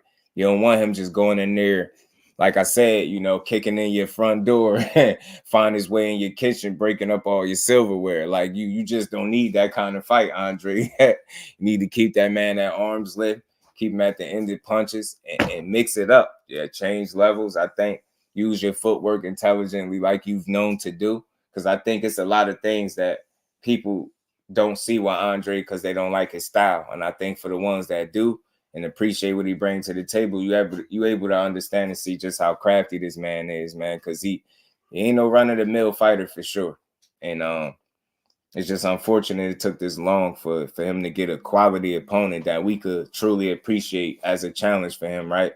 I mean, his whole entire career ain't been like that, but the bulk of it has been with, you know, names that we particularly don't really care for, right? So I think he gets to change the story and rewrite some of this history with a real performance and a good win over this young kid, because he's gonna have to bring it, man. I think Benavidez is gonna do everything in his power to beat him, to win.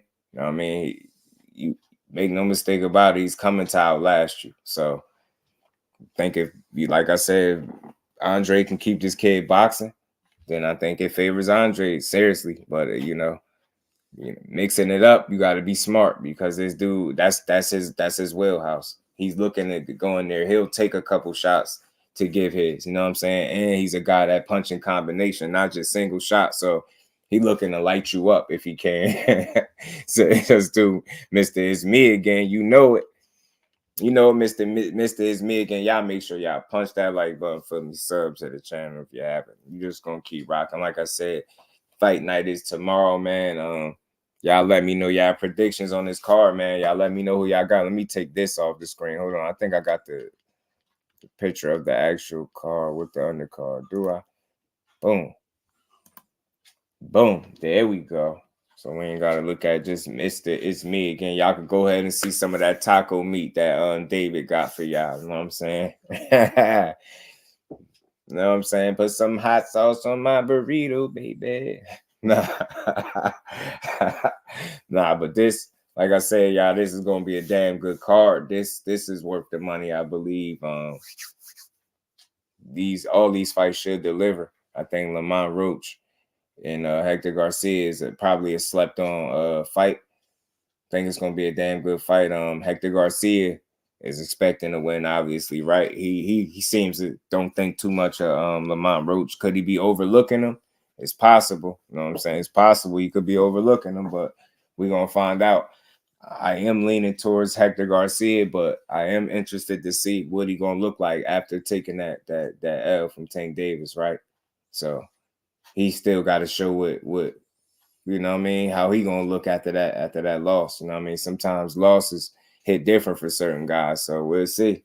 You know what I mean? If Lamont Roach is able to take advantage of a guy that don't fully got his confidence back, you get what I'm saying? You don't know, because he's just one fight removed to getting stopped. So he's coming off that knockout loss. Is he still fighting some demons? You get what I'm saying? So we'll see. We're going to see how he going to feel. And Lamont Roach catch him with a good shot in his eyes. He going to feel like he can't see again. Not trying to be funny, but you get what I'm saying? Just like fighting those little demons in his head. Like, is he, you know, is he fully healed from that knockout? Like, is he, you know, no longer thinking about that going into this fight? Or is that going to be in the back of his mind? You know what I'm saying? Like, I feel like it is with Daniel Dubois and his eye, right? I feel like when Joe Joyce messed up his eye, I mean, ever since then, I think he fights a certain way. You know what I mean? We seen it with Usyk. Usyk, what, dropped him with a jab or something like that, and we know Usyk ain't the biggest puncher. I feel like he fighting those demons. So what I'm saying is, Hector Garcia, do we got any layover effects from the Tank Davis knockout loss, right? Not being funny or joking or none of that. Just, you know what I mean? Mentally, is that going to be on his mind? Because if y'all remember, a while after it happened, remember, he was doing interviews. He did an interview, one in particular, when he was saying he wasn't even doing too well since the loss. Like, he kind of took it hard. So my thing is, like, I know it's been a substantial amount of time, significant amount of time since then, but is all systems go in his mind? Like, is he good? Like, put that loss behind him is what I'm saying. Is the loss behind you? And are you going to go out there and perform, you know what I mean, at a high level? Because I think Lamont Roach is a bit slept on, man. He took some losses early, but I think this kid can fight a bit, man. He can fight. He can fight a little bit, so this should be an entertaining scrap, man. Roach might win. Yeah, man. Low-key fire, man. It is. I got Lamont Roach by UD. I'm telling you, Lamont Roach is a live dog. Hector got punched by. I'm telling you. bro couldn't see, man. You know, the Tank Davis punch was hit a little bit different on bro. So I just want to know, like, you know, I want to know if he fully put the knockout loss behind him and he's, you know, prepared to go in there and defend his title. I mean, I expected that to play out about a 50-50 fight. I don't think either guy I don't expect a blowout either way. You know what I'm saying? I can see this fight going either way. I think Lamont Roach, like I said, is a live dog. Then, you know, you move on to Ergashev and Matias, and that's another one. That's a 50-50 type fight. Ergashev is still undefeated. I think he's going to come to fight. He got some good power of his own. He can box. He is hittable. I think that's what's going to make this fight exciting. And he said it's going to be fireworks from beginning to end. So that kind of tells me in my head that it's going to be a certain type of mentality maybe for these dudes. And we already know how Matias coming, right? He coming to knock you in the dirt. He trying to leave you in the dirt if he could. Put you all the way there. You know what I mean? So, I think this card, man, this is one of the better ones, man, of the year. But I think Ergashev, like I said, he's another one, a live dog to me. And this is what I see when I look at who's pegged to be the favorites in these fights. You know, it's funny. What was shit? It was almost everybody in the left column. But yeah, pretty much the guys in the left column. You got Hector Garcia, you got Matias, and you got Jermall Charlo. All possibly more than likely the favorites. And I think they're all in there with live dogs because of their circumstances for different reasons. All right. Obviously, Ergashev is a guy that's undefeated, can fight, got some good pop, and he's going to bring it. You know what I mean? He's not going to lay down, right? He's going to be a live dog against Matias. I think Jose Benavidez, he never lays down in fights. You know, you got Maul coming in overweight. Is he fully focused after 2.5 years after this layoff, right? Is he all the way back where he need to be? We don't know. So I think that, you know, those circumstances allow Jose Benavidez to be a live dog, you know, Ergashev for the reasons I just mentioned. Then you look at Lamont Roach, another good fighter coming up. I think a little bit slept on. He can box pretty good. Neither one of these guys are particularly big punchers. So I expect it to be a competitive back and forth type of fight. And like I said, I don't know how high people are on Hector Garcia after this Tank loss, but for me, I need to see like exactly where he at. But I kind of naturally lean towards him. But like I said, again, Lamont Roach, another live dog. You get what I'm saying? So you got a bunch of live dogs on this card, man. And then even for the main event, obviously you got the popular Benavidez, the Mexican monster, obvious favorite in this fight, right? And then you got Boo Boo Andrade, 2-division champion, former Olympian, undefeated for obvious reasons at 32-0. He's a live dog. So I don't know if they had matchmakers for this. I don't know how this card got put together, but the matchmakers, the people who put these fights together, I think did a pretty good job, especially on paper. You get what I'm saying? And if barring any unfortunate circumstance in the ring, I think all these fights should play out in a certain manner, right? These all like 50-50 competitive type fights. I don't think they're lopsided fights either way. So whether or not the action plays out that way will be another thing. But at least on paper, I think these are all solid matchups, favorable. You get what I'm saying? Even matchups. So And everybody has an opportunity. Lamont Roach, you got an opportunity to call yourself a champion if you could beat Hector Garcia. Ergashev, the same thing. You got a chance to call yourself a champion if you beat Matias. And obviously for Jose Benavidez, that opportunity ain't there. But I think beating Jermall Charlo changes things a lot in his favor. You get what I'm saying? For the better. If Jose Benavidez is able to upset Jermall. So, and then you got Benavidez and obviously Andrade. If Andrade is able to upset him, you know, opportunities, I think the bigger fights are even out there for him. You get what I'm saying? A loss, that's going to be a setback. Benavidez, I think he just continue to do what he's been doing. You know what I mean? Search for the biggest opportunities out there. And I think those still exist if he get a win over Andrade. So we got all meaningful fights. I think that matter. And this is what you want to see.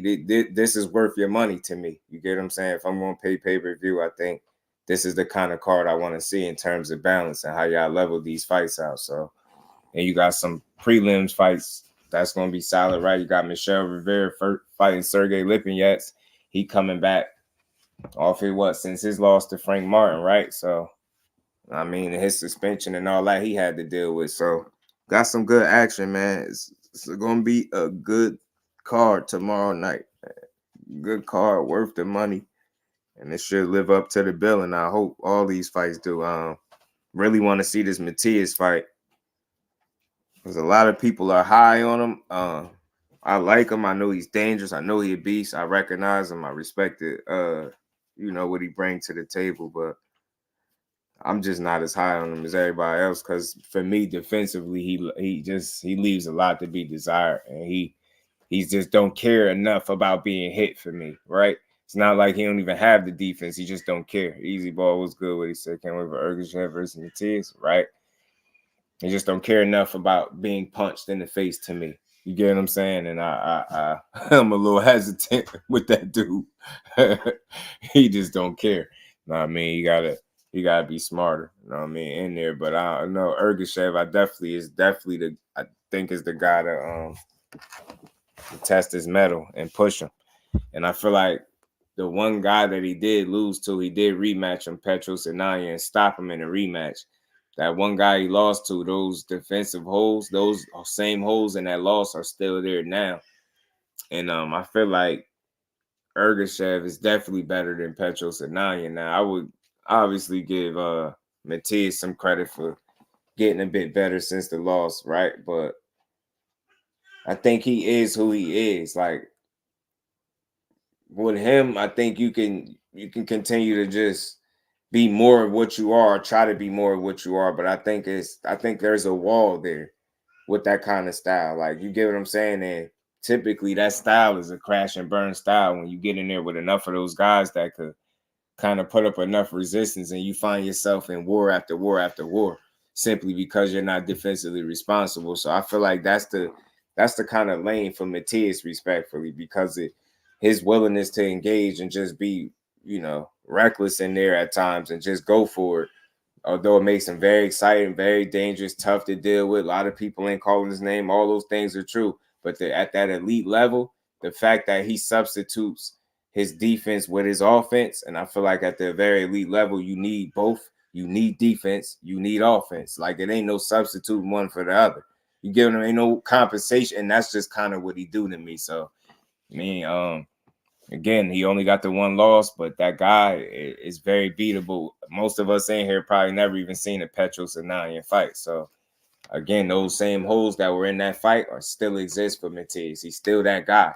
He might be more of what he once was because he it's been working, right? So he's quite a beast, but I still think there's guys that can beat him. You know what I mean? I feel like skills will pay the bills, and he's going to get in there with the right guy that's going to be able to outskill him, and all that will is not going to be enough. You get what I'm saying? Like, a lot of people feel like Regis won't call his name and different stuff like that. I think Regis kind of got a style that could beat him. You know what I'm saying? And the fact that Regis is very accurate and can mix it up very well and box with it, right? I feel like he's a street fighter that can box. My thing is Matias a fighter that can box with it? I'm not saying he can't box at all, but he's coming in there to hurt you. He's not coming in there necessarily to win rounds. Get what I'm saying? So Of course, he's boxing, but again, he's trying to hurt you and not win the, he's trying to get you out of there instead of winning round by round. That's just how he fight to me. So I feel like there's guys that's going to be able to outthink him in that regard. When they ain't even reach to sit down at, I don't know. Behind the Hands TV, my bro, what's good with it, family? Great fight. Somebody going to the spittle. You know it. Let's go, Matias and Hector. Yeah, man, it's going to be great fights, man. I want to see Hector back. I want to see Matias back in action, of course, with somebody that's actually coming to win. You get what I'm saying? Matias, Teach, what's good with it? Matias and Antoine, same type boxer to me. Both not defensive. I can't hate, though, because I like boxers like them. Yeah, I like them. I like the styles, though. I think respectfully, I think Antoine being younger, right? I think he got another layer to him. And I don't think he always shows it in fights because what he's been doing, been working, has been so successful, right? So I think he fights a certain way, but I think Antoine got more layers to him. Matias could too, very well could too, but I really do think Antoine got a bit more to him than what he been shown.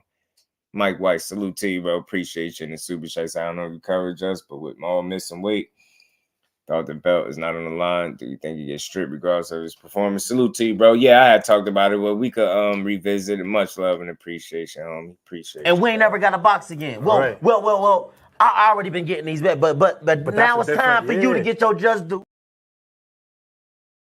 Salute to Mike. I think they gonna pretty much back them the same way they've been backing them in terms of stripping them. I don't think they'll do nothing different than what they've been doing. I feel like this missing of the weight this way, it's a sign that he needs to be at 60, 68, especially at this point in his career. If you spent this much time out and you still got to fight back, and it ain't at where you was once champion at 160, and then you still missed that weight by what, 3 pounds, almost 4. If it was at 163 and you came in 166.6, that's wild. I think you just need to go on up there to 68, relinquish that belt. Don't even sit around and wait for them to strip you, right? I think they gave you the benefit of the doubt as long as they can. I think this performance really is going to determine a lot, but it's like, where do you go? Do you go up to 68 where you need to be, or do you go back to 60 and try to defend that title? And unless you're trying to become undisputed, I think you just need to relinquish the title and going up to 68 and get that smoke up there. You know what I'm saying? I think that's what he need to do, for real. Stop playing with it. I mean, go get that smoke where you belong. And it's unfortunate to say and miss that weight. You know, we get it that you've been out for a long time, but like I said, when he say things like, I only trained for 3 weeks, like bro was saying earlier, I start to believe it, man. Thomas Hill, my guy. Pardon me if I missed you. I don't think I did, but salute to everybody in the building. Y'all smash the like button for me if y'all have it, man. But yeah, man, that's my thoughts on that, man. I think if they strip him, I'll be a little surprised because they've been behind him up until this point. But maybe that does make them revisit some things. Maybe it does make them raise a brow, like, man, it's time to, you get what I'm saying? Maybe somebody need to just talk him into going to 68 anyway, because that's where he said he was going. So that's what you're doing. I don't understand the point of holding on to the belt. You get what I'm saying? Why hold on to the belt if you're not going to fight? You're not going to defend it. You get what I'm saying? So especially after this point, Opulent LDTV, blessings, family. How you feeling, bro? If he goes down on 60, he'll lose. Adamas is ready. He absolutely is, and he want that fight. And they did say they put out a statement, and you know, just because they say they'll order something don't mean it'll happen. But they said pending the result of this fight, you get what I'm saying? They was gonna order the fight between Charlo and Adamas. You get what I'm saying?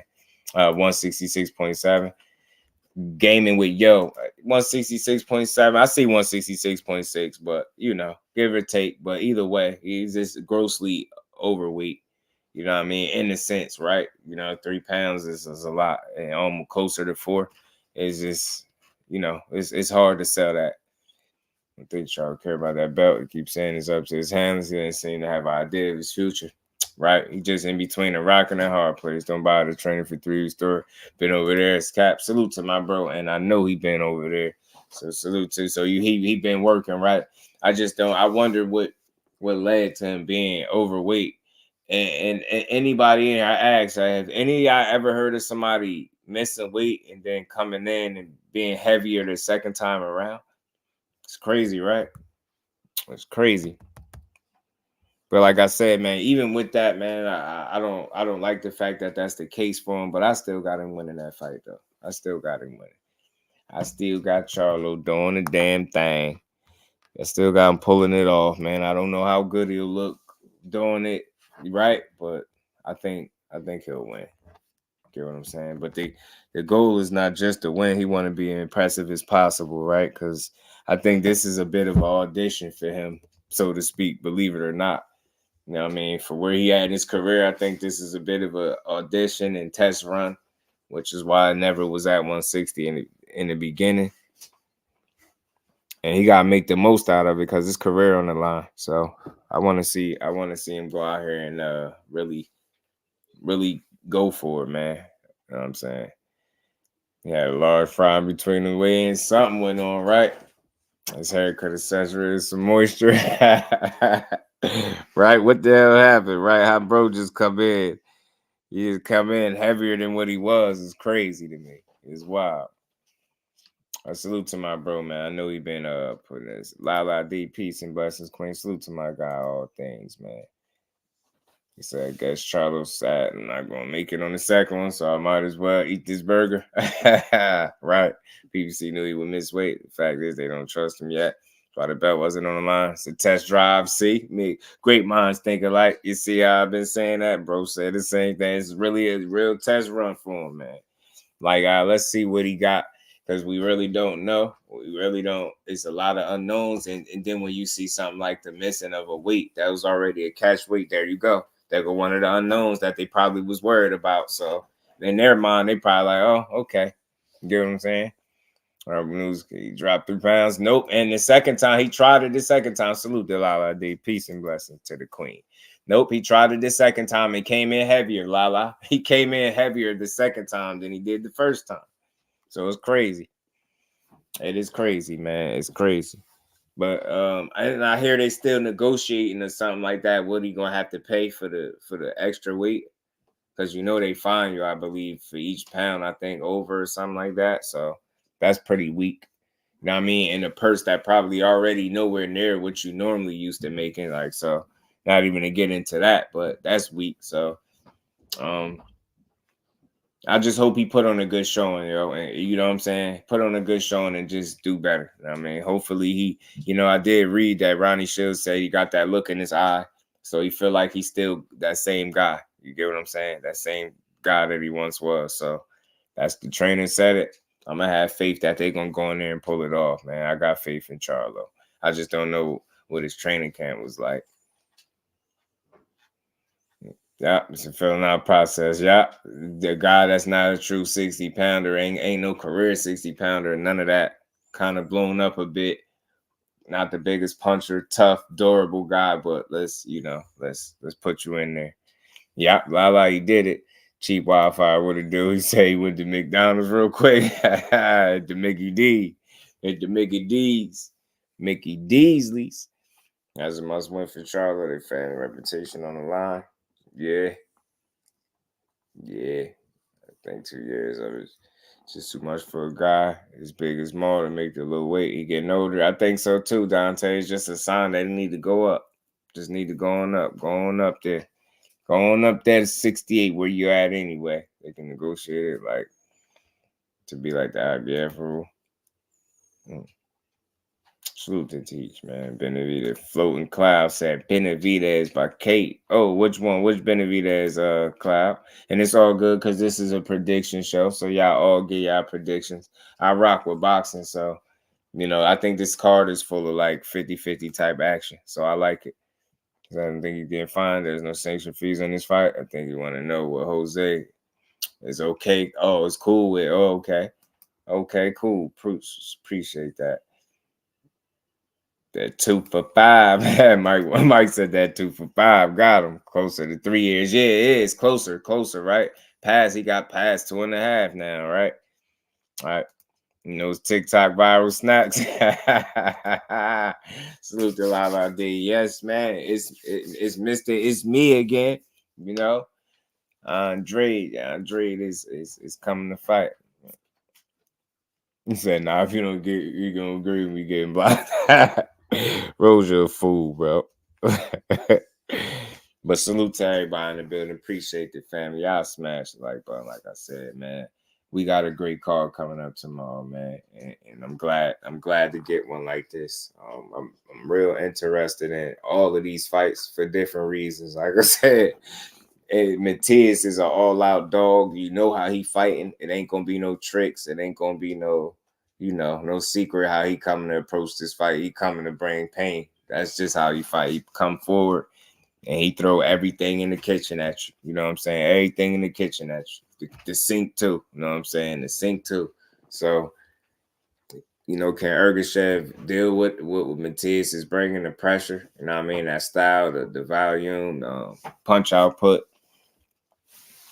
the relentlessness, you know what I mean? The mental pressure. Could he deal with it? Could he box his way to a victory? Could he punch in between some of, Matias shots like Petro's got him? You know what I'm saying? Can he get him a little bit how what buddy Ponce was getting him early? You know what I mean? He took some shots early from Ponce. Jeremiah's Ponce. He took some shots early. So I don't know. He is vulnerable. He can be hit. But once he get that motor running, man, he a lot to deal with for real. He a lot to deal with. He said, imagine Ryan versus Matias. Whew. Because you know what the problem be, Roja? When he don't hit Matias with the first shot and he fold, them first couple and he don't fold, and he just stay in his chest, it's going to be bad. I don't think he'll be able to deal with the pressure, bro. We said I'm betting on black. Nah, I feel you, yo. It'll be similar to like when Ryan was getting boxed like this.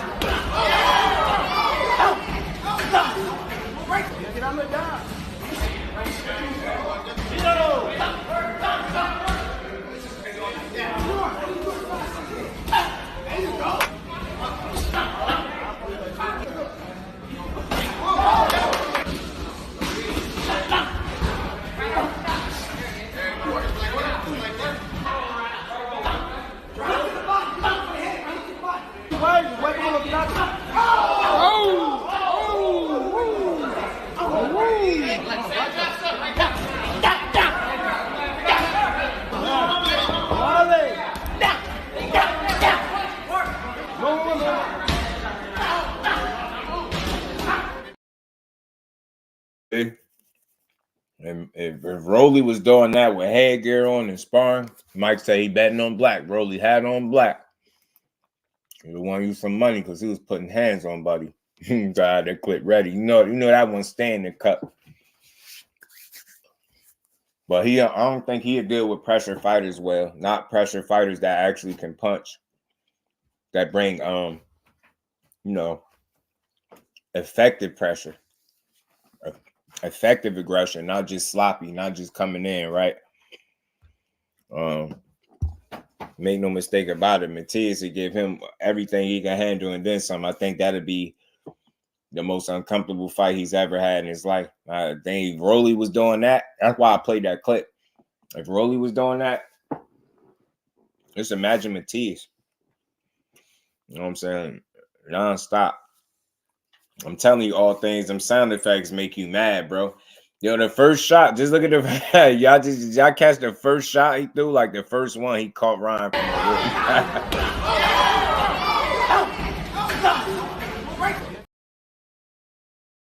the roof. He dived in and caught him with one right off the hip, yo. I'm like, man. That's why I thought that fight right there. I always thought Rolly would have beat him up, but after seeing their last fights, Ryan lost to Tank and Rolly arguably was getting beat up by that old man. I think Ryan has messed around and stopped Rolly. So Rolly, I think he's a shot fighter now. Yeah. Matias do got fast hands. He do, especially in the inside, Roja. They fast. Facts, Andre isn't quick enough for Benavidez. Thing is, you try to neutralize some of that speed with timing. You get what I'm saying? Like if you find yourself in a situation you can't match him speed with speed, then you try to neutralize him with your timing. You try to neutralize the speed with the timing. Much how like Vernon Forrest did back in the day, RIP to him, how he did back in the day to Sugar Shane when they fought. You know, Sugar Shane definitely had the faster hands, the faster guy, but he was neutralized with great timing. So, you know, that's what Andre need on his side. You get what I'm saying? If you in there with a guy with them faster hands, then you know what I mean? Your timing got to be on point. Yeah, Tank got top-notch timing. Hell yeah. And you know what makes his timing, I think, he has patience to go with that timing. He has patience to go with it. You know what I'm saying? He got patience, man. He got real patience to go with that timing, man. I think that makes him dangerous, yo. Power. I think Benavidez definitely got the edge in power against Andre, but I don't think it's as heavy, it's as wide as what people think, believe it or not. You get what I'm saying? I think Benavidez definitely got the heavier hands. He's a naturally bigger guy, of course. You just hear from the guys that sparred him, been in the ring with him.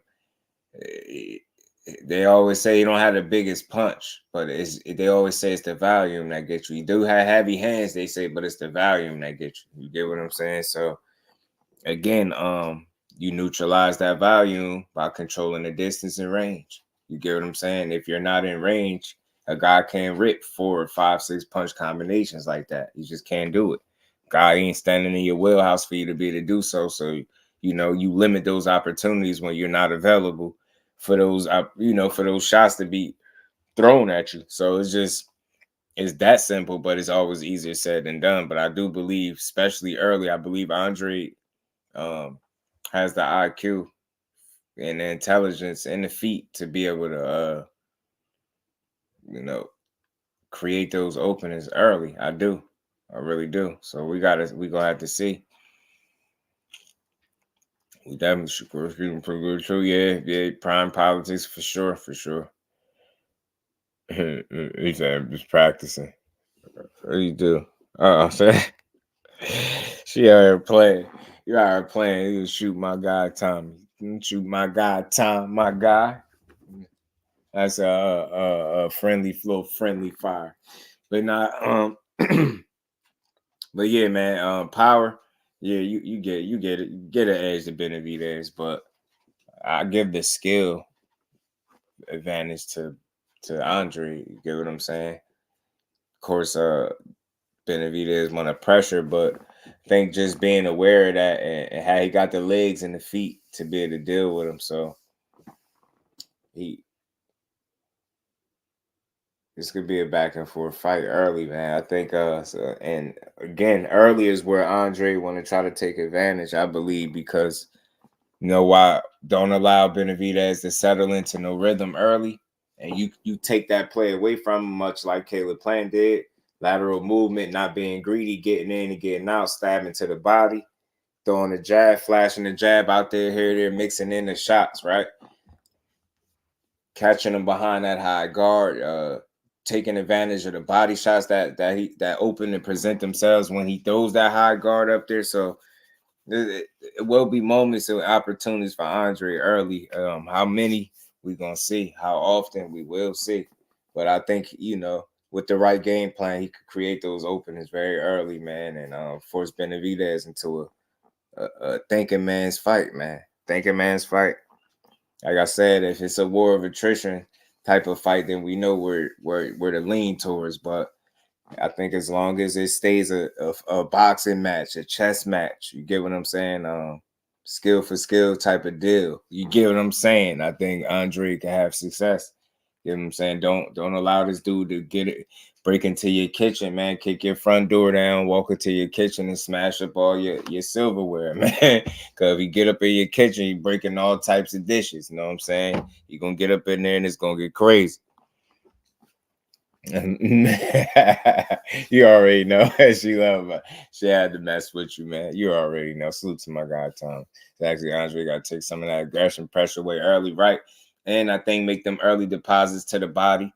Take advantage of his openings when he create them. Just don't. And I was saying this earlier. You can't be reluctant to throw against a dude like Benavidez because you can find yourself getting chopped up in there. You get what I'm saying? You can find yourself getting chopped up a little bit in there. Yeah, y'all make sure y'all punch the like button, man. Y'all, a couple of my bros, I see y'all in the chat. Y'all free to come chop it up with your boy if y'all want for a while we're still here. Earliest with Benavidez, I was losing the rounds. I hope everyone notices this. Yeah, right, Teach. So what you think about him saying he gonna start early to test the stamina of Andre? He say he gonna start fast early. He say he gonna try to start fast early to try to test the stamina. And I'll say this. It's not like he's incapable of starting fast. Like that could be a game plan. That could be a strategy, right? But he's not typically a guy that starts fast, right? Like all the time. So him trying to do it would possibly be him going outside of himself a little bit. So I think him going outside of himself a little bit could create some early openings for Andre, right? For Andre, you create some early openings, you can find yourself in some trouble, man. You get what I'm saying? You find yourself in some early trouble. But we don't know, I want to see how much respect that Andre is able to get. Yo. Punching power. You get what I'm saying? Yo, can you hear me? Yeah, Prime Politics. What's good with it, bro? Not much. Just chilling.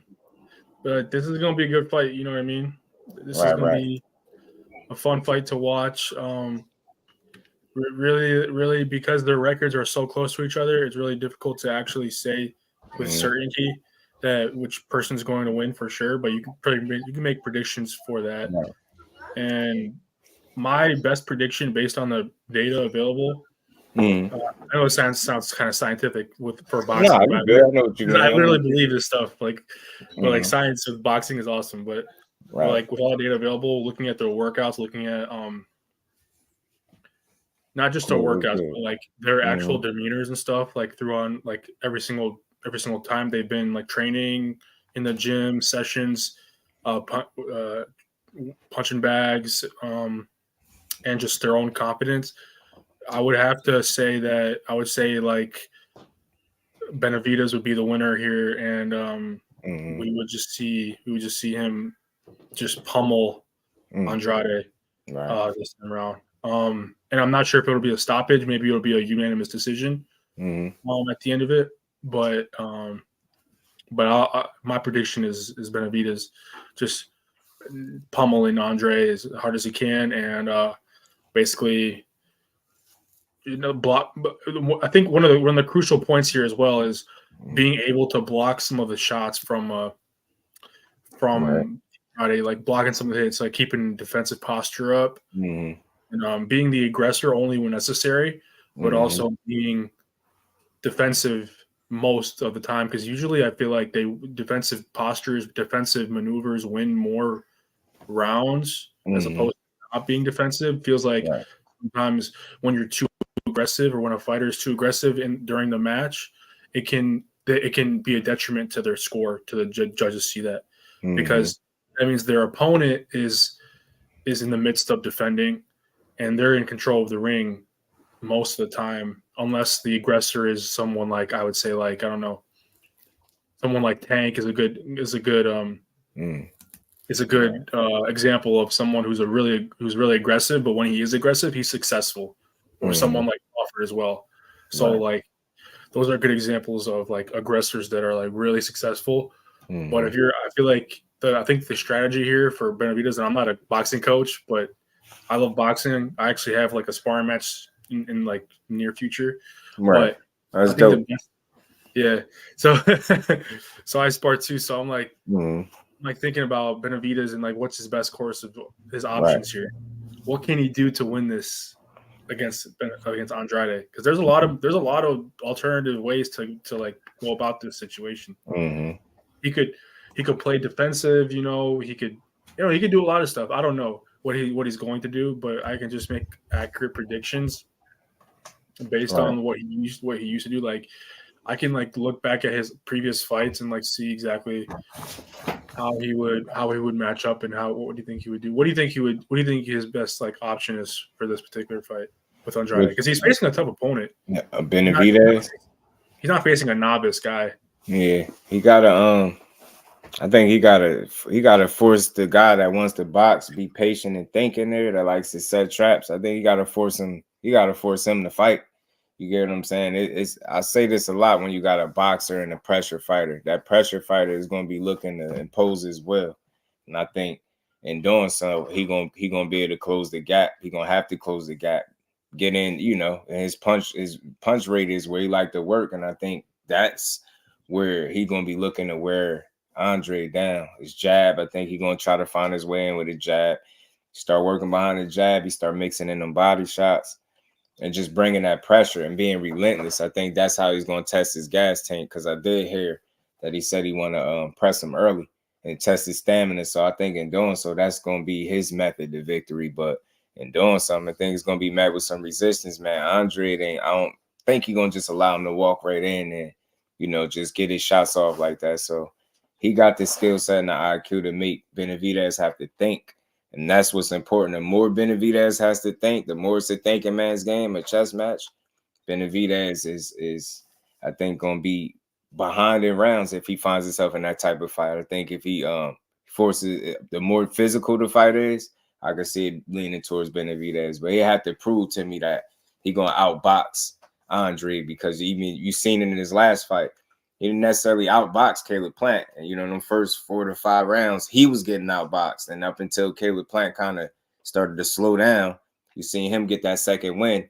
And he just outlasted him. He grinded him out, wore him down, kind of like what you said, started kind of pummeling him, fighting out of the clinches and different things like that. So he didn't win that fight just strategically breaking this dude down, being the more skilled guy. And if Andre don't slow down how people are expecting, he could be in trouble. Like, you find yourself down behind rounds with Andre and you're looking for him to slow down, like gas. I haven't seen him gassed. I've seen him slow down before, but I haven't seen him gas. So if he's able to kind of maintain a good enough pace with Benavidez in that second half of the fight, it's going to be an interesting fight, man. It's going to be hard for him to wear him down the way he's anticipating if he's not able to get to him early, the way, it's similar to Caleb Plant, because you just can't bank on him gassing. Caleb Plant, we kind of knew second half of the fight's not too good to him. He's a lot more hittable. You seen the clinch him. He started initiating way more clinches.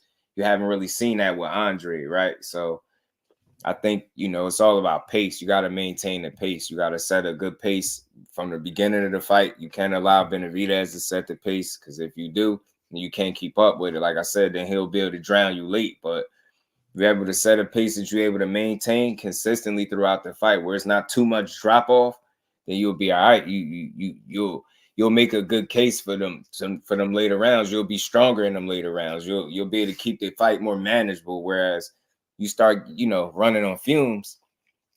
Caleb Plant, now you're clinching. Now he working you. He busting out of the clinches. He hitting you with the free hand.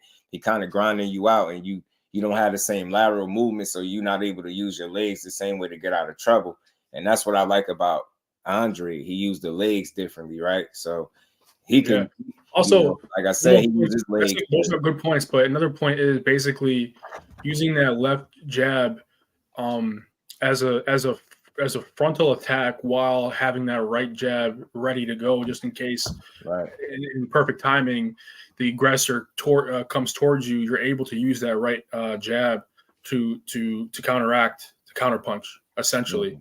Right. But the majority of the rounds are going to be basically using that left jab, maintaining that conditioning stamina within the area, and essentially just small little jabs here and there, small jabs in the body, small jabs in the head, small jabs to sort of counteract. But if he gets too close, essentially that right hand's always available.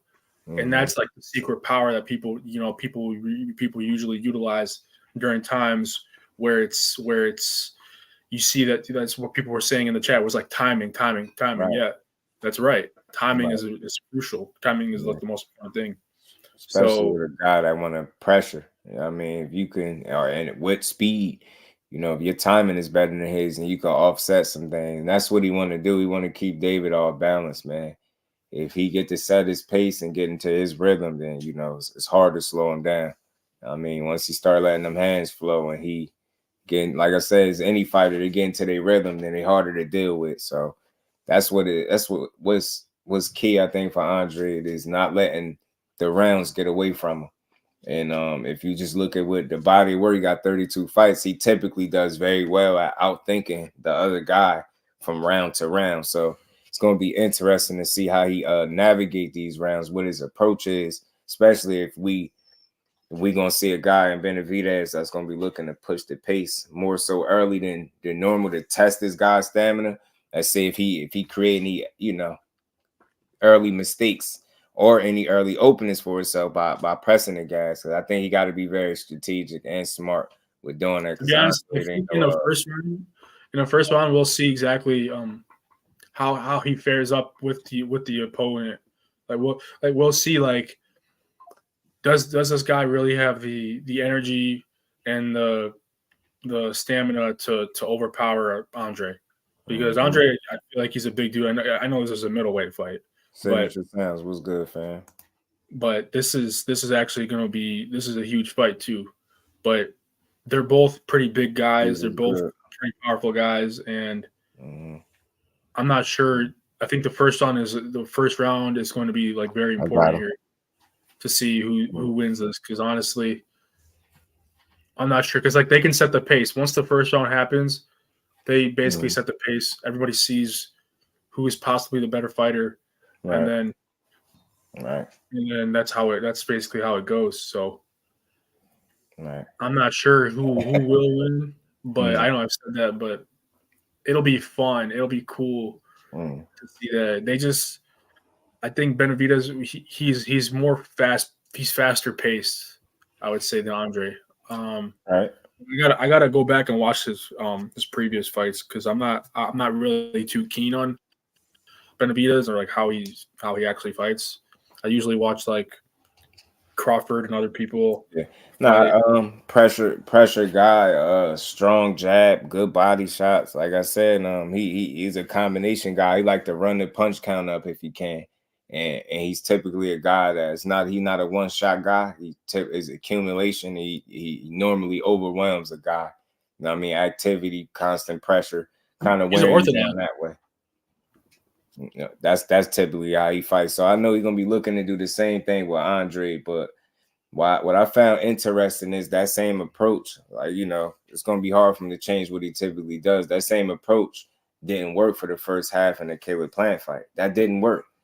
He didn't have enough answers when it was a boxing match and they both still had gas in his tank for me to just count Andre out the way people are. And again, like the Queen said, some people mistake, a guy tiring down or fatiguing, natural fatigue that settles in with gassing. I haven't seen Andre gassed out. So if that never takes place and he's able to maintain his pace, man, I'm telling you, this fight is going to be very interesting. These guys are top-notch fighters. Yeah. That's how they were able to operate within Top Rank, and now they're on Showtime pay-per-view. This is the last Showtime pay-per-view ever. And then Showtime is done, and then everything will be on the Zone from now on. Right. A1 Hoop Zone, what's good with it, bro? I seen something earlier somebody sent me. I think this Amazon Prime might be a real thing. I got some pictures and it looked like they listed, the events. I got to pull this up real quick. The events was listed, but you know how they had a network and, where they had Amazon Prime and all these different things. I got to pull this up again. But is it on Amazon? This is the last Showtime. A1 Hoop Zone, what's good, my bro? This is the last one for sure. Besides that other event, but of course it's not a pay-per-view with David Morrell getting his last fight in. Let me see. Hold on. Somebody sent me some earlier. Yeah, they got all his listings. I'm seeing Amazon Prime in the back. So maybe that's or it's listed on Amazon Prime's, I guess, website. All these different boxing events. So that's what I'm guessing. So maybe it's something going on. Maybe they're trying to tell us something. Or maybe we'll be getting some type of announcement because that wasn't like that previously with Amazon Prime listing all the, I guess, boxing events. So maybe. Yeah, usually after the fight, I watch it after the fight because they posted on YouTube for free. They post it on YouTube. So I just watch typically the day after it's on YouTube. So I just watch it. Right. $80. See what it do? Boo Boo for the win and under 7, but anything after 8 favors Benavidez heavily. Yeah, man. Younger, pushing that pace. You know what I mean? People question Boo Boo if he got the legs still. And again, if look like he been putting in the right work, he look like he acclimated very well to 68. With this being his second fight, I expect him to really go for it. And I don't really like the term getting up for a fighter, but what I will say is I think he'll raise his level from where he was in his last fight to this fight because he got to. Simply he got to. You want to be successful, you got to even be better than I think you was in your last fight. You get what I'm saying? Performance-wise, like in total, you pretty much dominated your last fight, but you get what I'm saying? Some things, some areas there that you want to kind of, some gaps you want to fill and kind of, you want to eliminate some of them opportunities for Benavidez because he's going to be a more assertive, more confident, come forward. He's just more dangerous guy than DeMond Nicholson. So, I mean, he really going for it. So, the big fights continue to be available as long as he continue to win. He ain't got no hiccups, and I think that's what's at stake for him. And for Andre, you got less career left. You older. You going back to the drawing board ain't the same. It's gonna hit different for him than it would for a guy that's 26 years old. So with him being 35, so he want to make the most out of his opportunity. It's like you gotta win, and if you don't win, then you gotta perform at a high level. It's not just losing; it's how you lose. So ain't no moral victories, but sometimes you. Even if you lose, right, you still have the ability to lose with passion or to lose with like some dignity, even if you lose. So like, because people were saying, well, okay, Shakur won Stevenson that previous fight, right, with Edwin De Los Santos, but he won in like a weird fashion, a boring fashion. So people were saying like, we're so upset about that fight because we were bored because he wasn't throwing enough punches, he wasn't letting his hands go and everything, which he should have been doing more often, not just holding back, let everything go, and then move forward and then try to then get the win. But he got the win and people were happy about it, but they weren't happy with the fact that he was so boring to watch. I think this one particularly, they're both like under the impression that like this ain't gonna be like a walk in a park. Like this is gonna be like something pretty hectic, not like just regular sparring. This is gonna be like something crazy, really crazy. Like I don't know, it might be a unanimous decision, but it might actually be a TKO. I'm not sure. Maybe possibly Andre though. I'm switching sides. Like I'm not a fan of just like boxing. Nah, it's like that. That's good because that you got to go fight. Them both fighting in the ring and then just thinking like, okay, maybe my guy, what's good, bro? Maybe it's a draw. Maybe it's a six rounds to Benavidez, 6 rounds to Andre, or 7-5, or I think fights like this, I think they kind of pick 'em. Like if you just being honest, because it's the reasons that people typically give for why they feel like Benavidez a win are pretty reasonable and logical to me. You're going with the more youthful guy, the pressure fighter, and you feel like a guy is on the downside of his career, not the true 68-pounder. You feel like a smaller guy. His legs ain't the best. I get it. Father time. I get all of that. But then at the same time, you're talking about a former Olympian, 2-division champion. He's been a top fighter since he's been in boxing. All he knows is how to win. So whatever you think he is lacking as a fighter, he's still been able to win despite that. So I think the same goes, same to be said when he gets in the ring with Benavidez. It's definitely a different test, different guy that he's been in there with. I don't think he could say he's been in the ring with a Benavidez, but I think the same could be said on the other side. And I feel like maybe at this rate, like if you really look at their resumes, they're very similar, with the exception of maybe one or 2 fights maybe, but they're very similar in terms of level of competition. You get what I'm saying? With Benavidez obviously getting Caleb. Isn't Benavidez like 6'2" or 6'2"? You know what I'm saying? So it's like it's kind of the same. So it's weird where y'all at, but I think Andre is slept on because maybe people don't like Kyle or whatever the case. But nobody really knows about him. Nobody really knows about him. Right? He's a smart dude, man. So it's all about preparation. He got to be prepared to deal with this young kid because. Again, he just wants to outlast you, and I'm telling you, I would watch that Caleb Plant fight over and over. I'm not saying I would go in there and try to do what he did, but you will just understand the success that he is able to have and why he was able to have it. Caleb Plant with who? With Caleb Plant and Benavidez. Okay. I'm gonna go watch that in a little bit. He couldn't see, you noticed, and why I say Boo Boo got to keep it a boxing match, because when Caleb Plant kept it a boxing match, whose favor was it in? It was in Caleb Plant's. When it turned into this more mauling, grueling type of pummeling, obviously this war of attrition type of fight, whose favor did it play in? You get Benavidez. So you got to keep it that kind of fight. You get what I'm saying? I think he really has some real limitations when you keep him thinking. And it really can't be based on attrition. It has to be based on like knockout power ability. Yeah, make the other guy just. You get what I'm saying? He needs certain things to really be in to tip the scale in his favor for him to win these fights comfortably. And what you've seen when a guy was able to change that from the first half of the fight, you've seen it be a much different fight for him. It was the toughest fight he had. So again, it's all about setting the pace and being consistent with that pace, because the minute you give in, you slow down, that guy turns on. And if need be, he's gonna find a second win. He's gonna outlast you. But again, can he outbox you if you don't slow down enough for him to just maul you? So it's gonna be that. I'm telling you, first half, it's gonna be for Andre to really go out there and take those early rounds from him.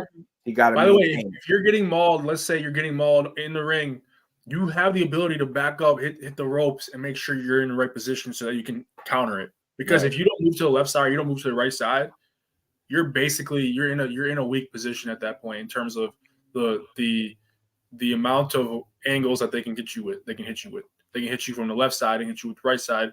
But if you move your foot and you have the right footwork, you move it to the left side, to the left side of the fighter, you now have a better angle to punch.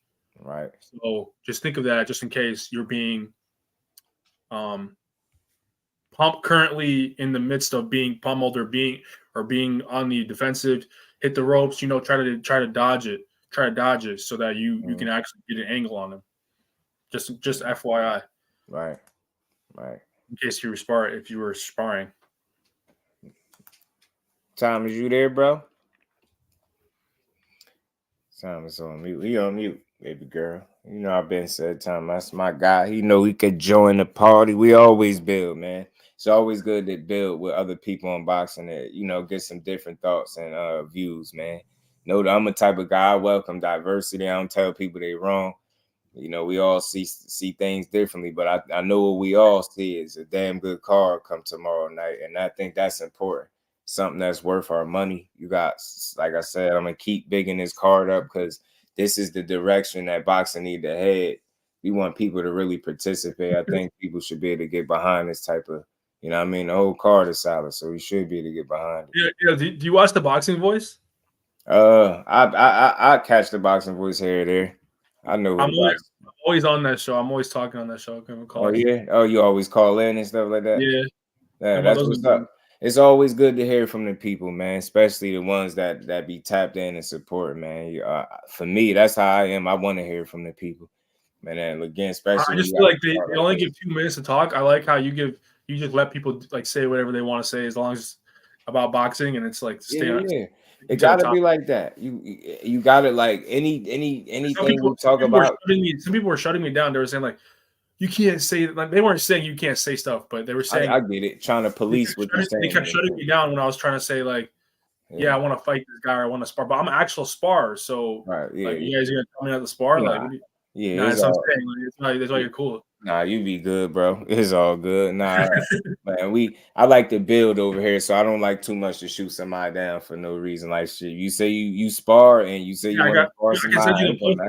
I have this poster. December 8th is my sparring match. December 8th, right? You got IG? Yeah, I have Instagram. Yeah, you got to just hit me on the gram. I follow you. I'll stay tapped in for sure. Let me send it right now in the chat. I'll send it right now in the chat. Yeah, it's JusDueBoxing. Who's everyone fighting? Just do. All right, I got you. Send it in the private chat just for yourself. Yeah. Yeah, December 8th. There's gonna be a lot of people there. There's gonna be a whole audience there. So and Mike said, just don't cut him off. Mike was killing you that day. By the way, that's my first sparring. My first sparring is an actual match. Just crazy. I have never sparred before. Right. I'm gonna definitely check it out. Listen, man. Listen, boxing ain't easy. I already know it. You can't play it, so I respect it when you I just thought of something. Jose Benavidez and everybody was hating. Everybody was hating on me, bro. Like everybody was hating on me just because I wanted to spar. Who you said you wanted to spar? Yeah, because they invited me. Well, I asked them if I could spar with them, and they said yes. And then I was telling people about it, and they were hating on me, saying, "Well, you're a loser and stuff." And I was like, "No, over here, we positive, bro. I like to build my people up, man. My good people up, man. So ain't no loser, man. You trying, man. Hey, you got the heart to do it. Most people, it's easy to talk from the sideline, man. Teach you talking about for the card. We got Jose Jr., Benavidez Jr., and Jermall Charlo.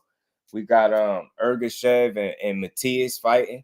And then we got Hector Garcia and Lamont Roach. You know what I'm saying? Am I missing somebody? You got Michelle Rivera coming back to fight Sergey Lipinets too, and that's going to be on the prelim. So it's all good action, bro. I think it's a full. I love when we get great action. You know, I'm gonna be glued in, man. We might come on here. We might catch the prelims messing around with me. I gotta see. Think we mess around, be on for the prelims, but we gonna call these fights, man. We gonna enjoy them. Salute to the professor in the building. It's like $80, right? Yeah, right. Facts. I just keep on. I want to buy it. If I buy it, can I hop on here and just like talk with you guys? Yeah, man. Yeah, definitely. But I might not buy it though, so. I know what you mean. You good. It's all good. I'll be here tomorrow.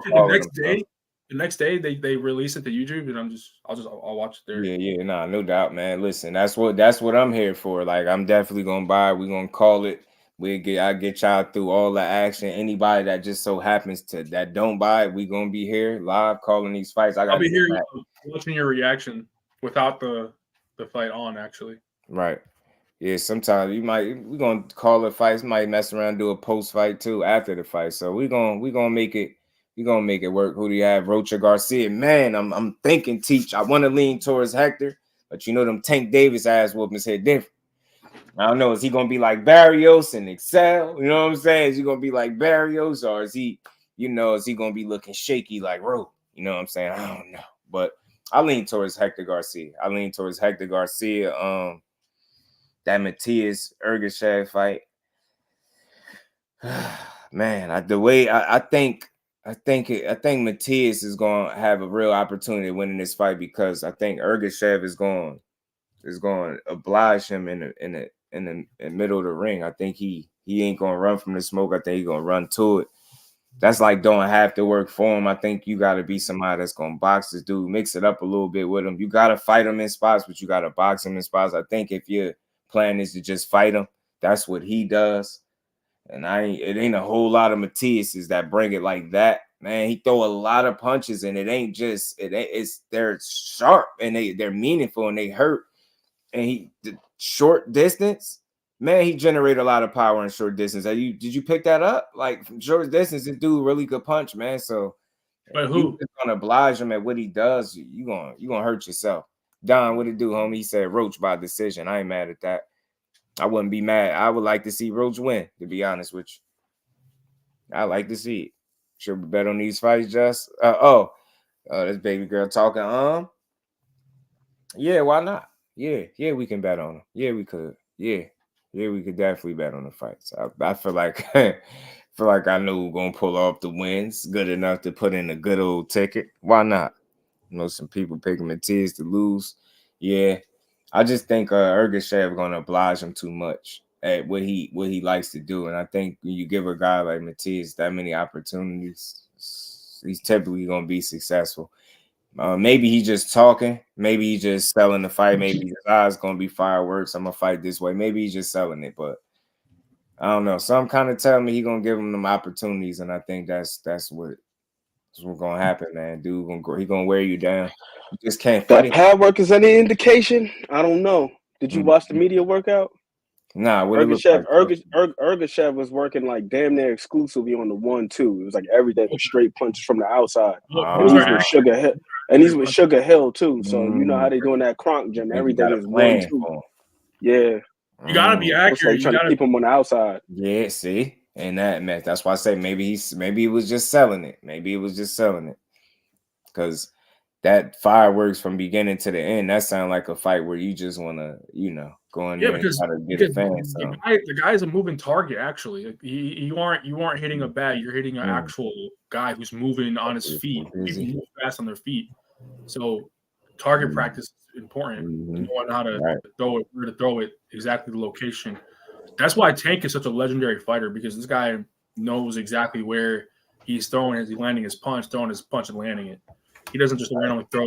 If you randomly throw, you have a possibility of winning, but you can actually be countered so easily with that. That it's probably the best option. Right. I would definitely say that knowing exactly where you're throwing the punch is probably the best thing to do, and then as fast as you can. Right. That punch placement is key. And Matisse got some good inside work, especially once he gets that motor running. You can catch him cold a little bit. Like the Jeremiah's punch caught him a little bit early in that fight, but it's like once he turned on, that was it. So it's like, and again, you got to mix that up. You know what he want to do. You gotta limit that. And again, you just want to fight with him.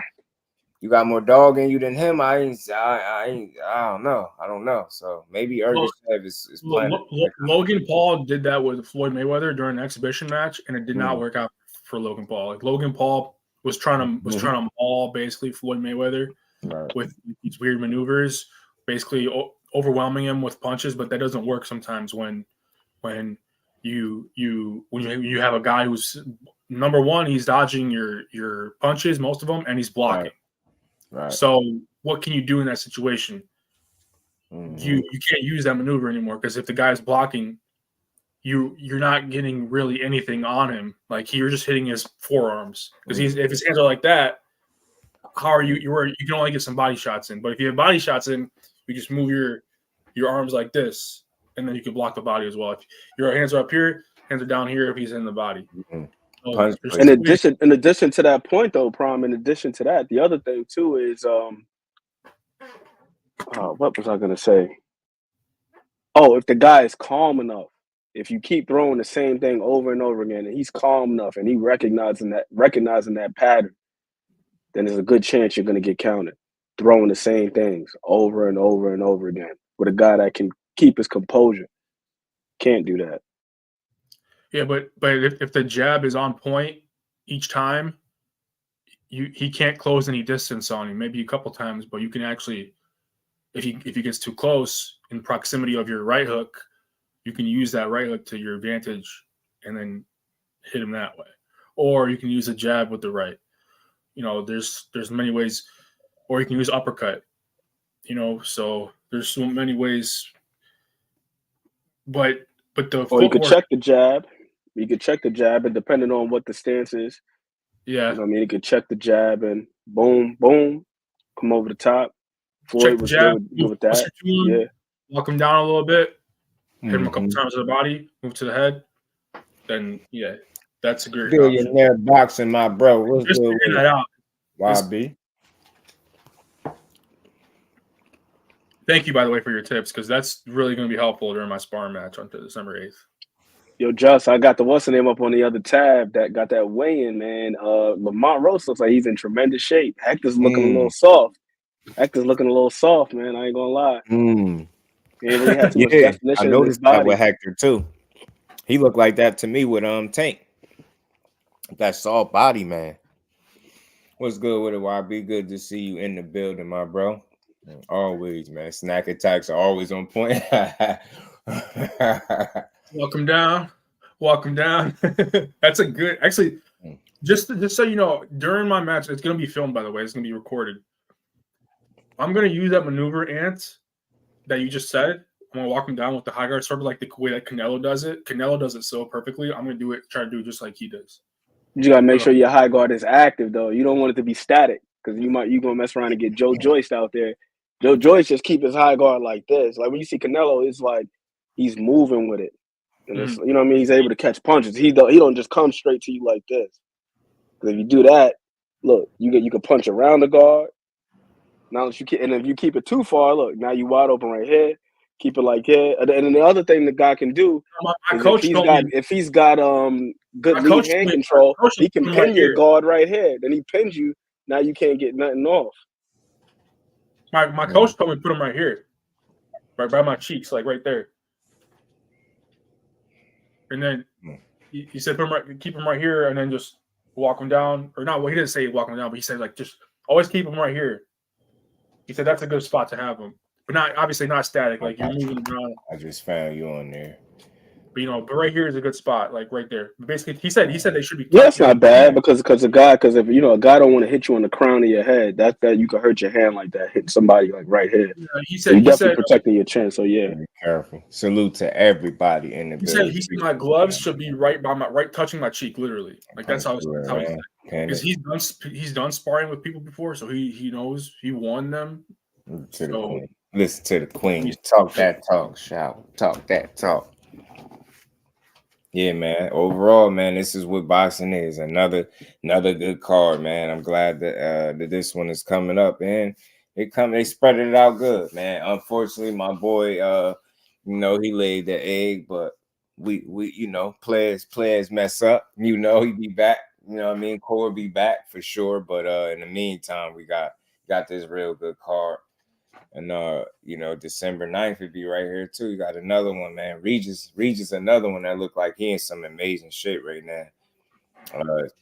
Both guys sending knockout, KO warnings, punishment. I really can't wait till Regis wins. If Regis wins, I can talk so much smack to the boxing community about they kept talking so much saying regarding Devin Haney saying, well, he's like the best fighter since Floyd. I mean, that's such nonsense.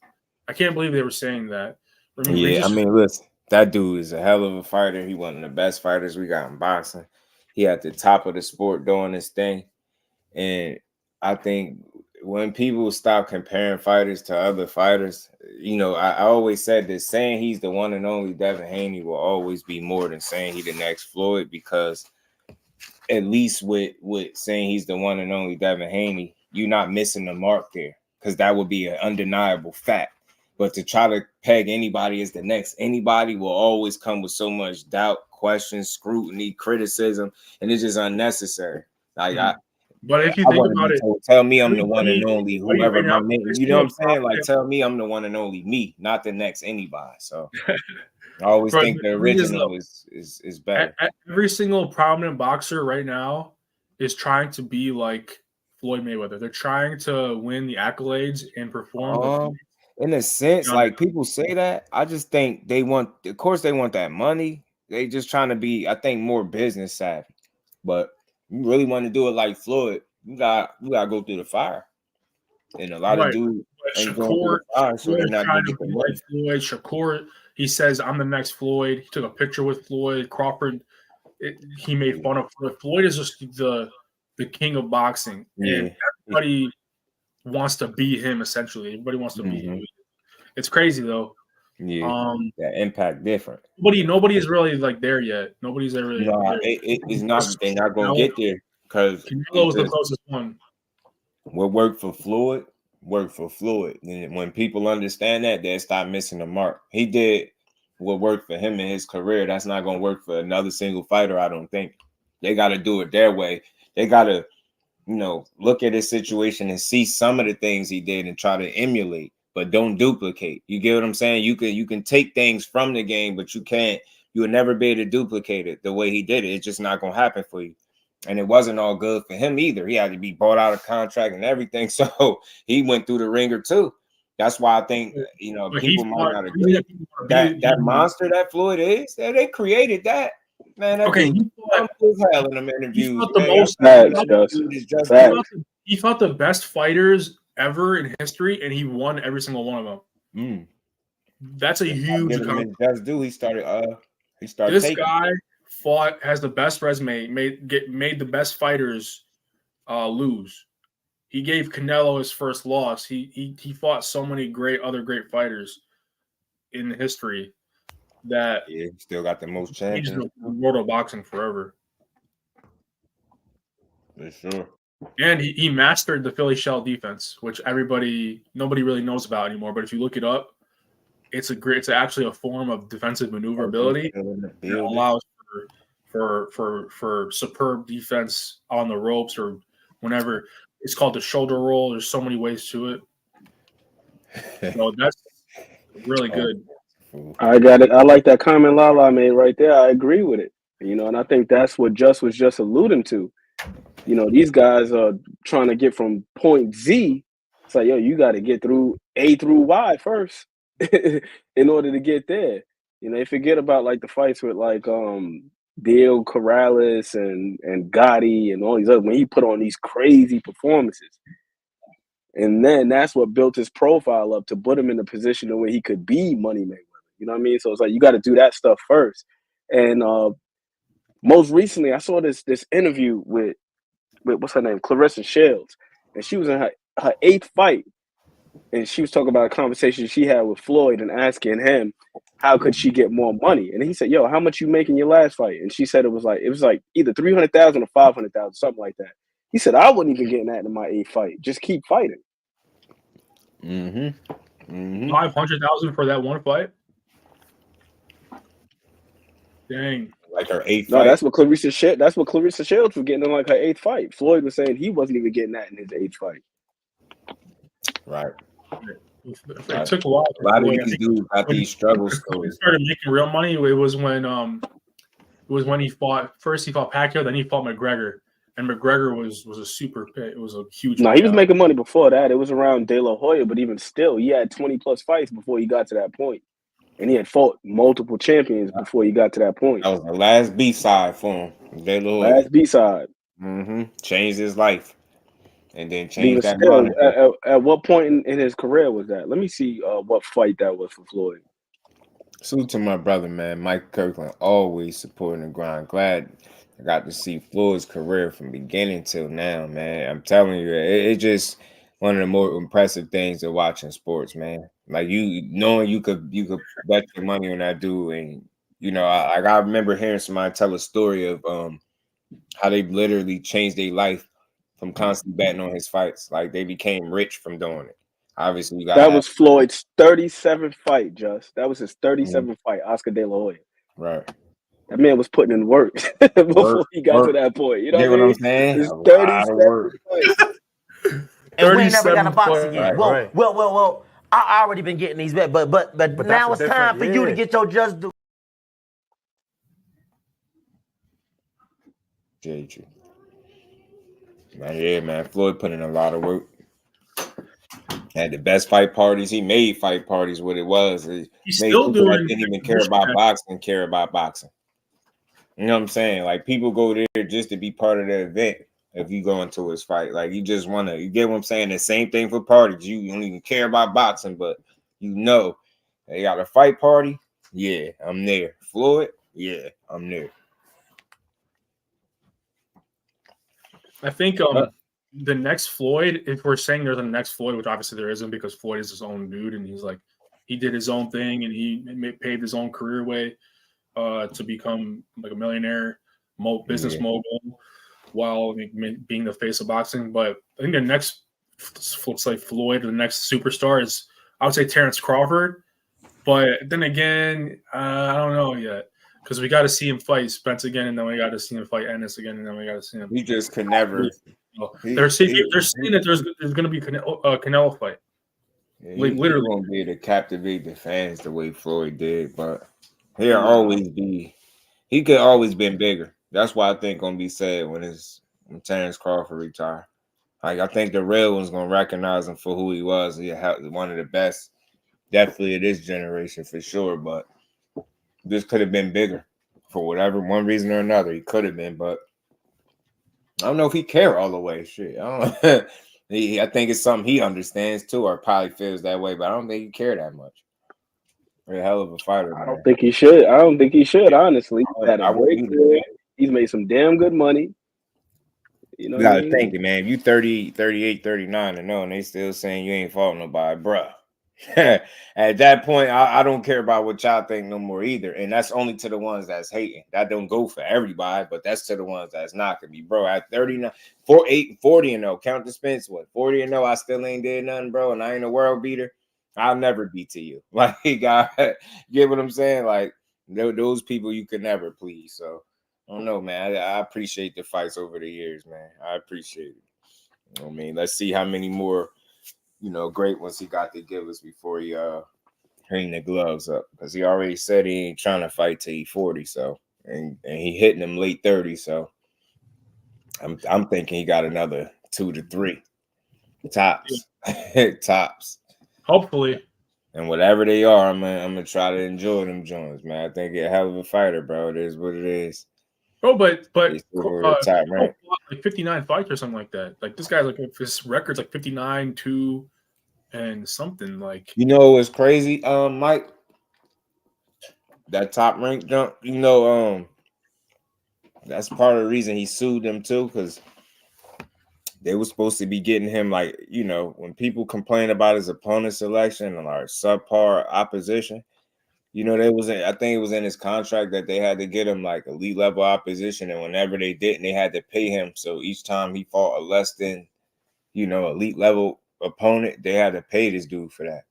So it's crazy, like, and that just be me. That's just me trying to understand it, right? That's something that I heard. So when you hear that, and then you see how, like, they never gave him Pacquiao fight, it seemed like it was strategically done to this dude, like, and then he takes the brunt of it because you're getting all the flack for the opponents, but and then I get it. People are gonna blame you because you're resigning with him, right? But these people are making promises and not delivering. But us not knowing, like, I think it was up in his contract that each time they got him less than a marquee opponent, like, they had to pay him for it. You get what I'm saying? So he was not only getting paid what his purse was for the fight, he's getting paid additional funds for them getting that, and that's an area where they fell short at. And I get people blaming him, but I think he was kind of comfortable, and I could never understand fully, but I think he was comfortable, and I think you just got lied to. He was in a situation where he felt like it could have been going a certain way. Maybe it could have got better. Maybe they start delivering and they fell short, and then you eventually had to get away from them to get your fight. So it's a lot. I'm always trying to understand because I don't have all the answers, but that's something that I understood. And when I hear that that's the case, or that's potentially what was going on, sound like I was trying to keep him away from, you get what I'm saying? But he getting all the flack. They're like, bro, you don't want to fight. You don't think about it. They're like, yo, you don't want these fights because you're resigning with us. But we're not considering that these people are missing the mark and they're not fulfilling the end of the bargain because they told him they would be able to do otherwise. So he's not resigning thinking that, hey, they ain't gonna never get me these fights. It's with the mindset and probably being told, look, we're gonna be able to get you this. And then, some people like, but you got yourself to blame because they ain't been doing it. So why would you expect them to do it? But I can understand it. You being told something, you like, man, maybe this, what I mean? I've been with these dudes this long. Maybe they'll get it right. Get what I'm saying? It's just a bunch of different. Give them the benefit of the doubt, man. I agree with you 1,000%. I just try to look at everything, right? It's a lot more nuanced than just, I don't want to fight this. He don't want to fight this guy. It's crazy. It's a lot more nuanced than that. Doing that, right? And having to pay this dude for that. But also, they treat these fighters like really garbage because the IBF stripped Terrence Crawford for declining a mandatory fight with Jaron Ennis when he already has a contract states that he needs to fight Earl Spence in next year, and he can't just break that contract and then all of a sudden fight Jaron Ennis based on what the IBF is saying. Otherwise, they'll strip him of his belt. They shouldn't have done that, and they're just simply abusing the fighters at this point. Right, Justin. I see that. Benavidez for Joe looking so. Oh, yeah, man, it's gonna be a good one. Fossey, what up, though? What's good, bro? Yo, what it do, good people? 24 days before the national holiday. Fossey, what's going on, big dog? Much for Thanksgiving. We talking about this fight this weekend. I can't wait for my boy loving his joint. Oh yeah, man. Oh yeah. I'm gonna be sick as hell tomorrow though if it don't go the way I want it to. But I'll be all right if it don't. What do you want it to go? How do you want it to go? I want Benavidez to stop this man or win by points, but it's a 50-50 fight, so you never know how it's gonna go. Absolutely. That's why I'm impartial on this one. I want to see a great fight, man. Like, I'm not saying this guy, I want this guy to win, I want that guy to win. I just want to see a damn good fight. And I believe they're gonna give it to us, man. I believe so. I hope so, man. Queen Karma. How you feeling, Karma? Hey, Karma, whoever. I ain't never seen you before, but hey, how you doing? Salute to the Queen Karma. How you feeling? Charlo a trip though, man. Yeah. Overweight, 160-pound champion, huh?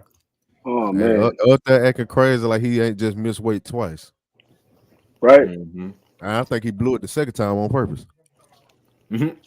My thing is this, though. It's like, how the hell you the one that negotiate for the catch weight? You wanted it at 163, not Jose. Did he?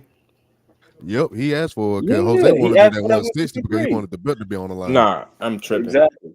I'm tripping. My bad, y'all. I'm pretty sure he did, being that he was out long. The only one it would really benefit is him. Jose wanted it at 160 because, like Flossie said, he wanted that belt. You wanted it at 163 catch weight. How do you negotiate for the catch weight and still come in 3 pounds over? Come on now.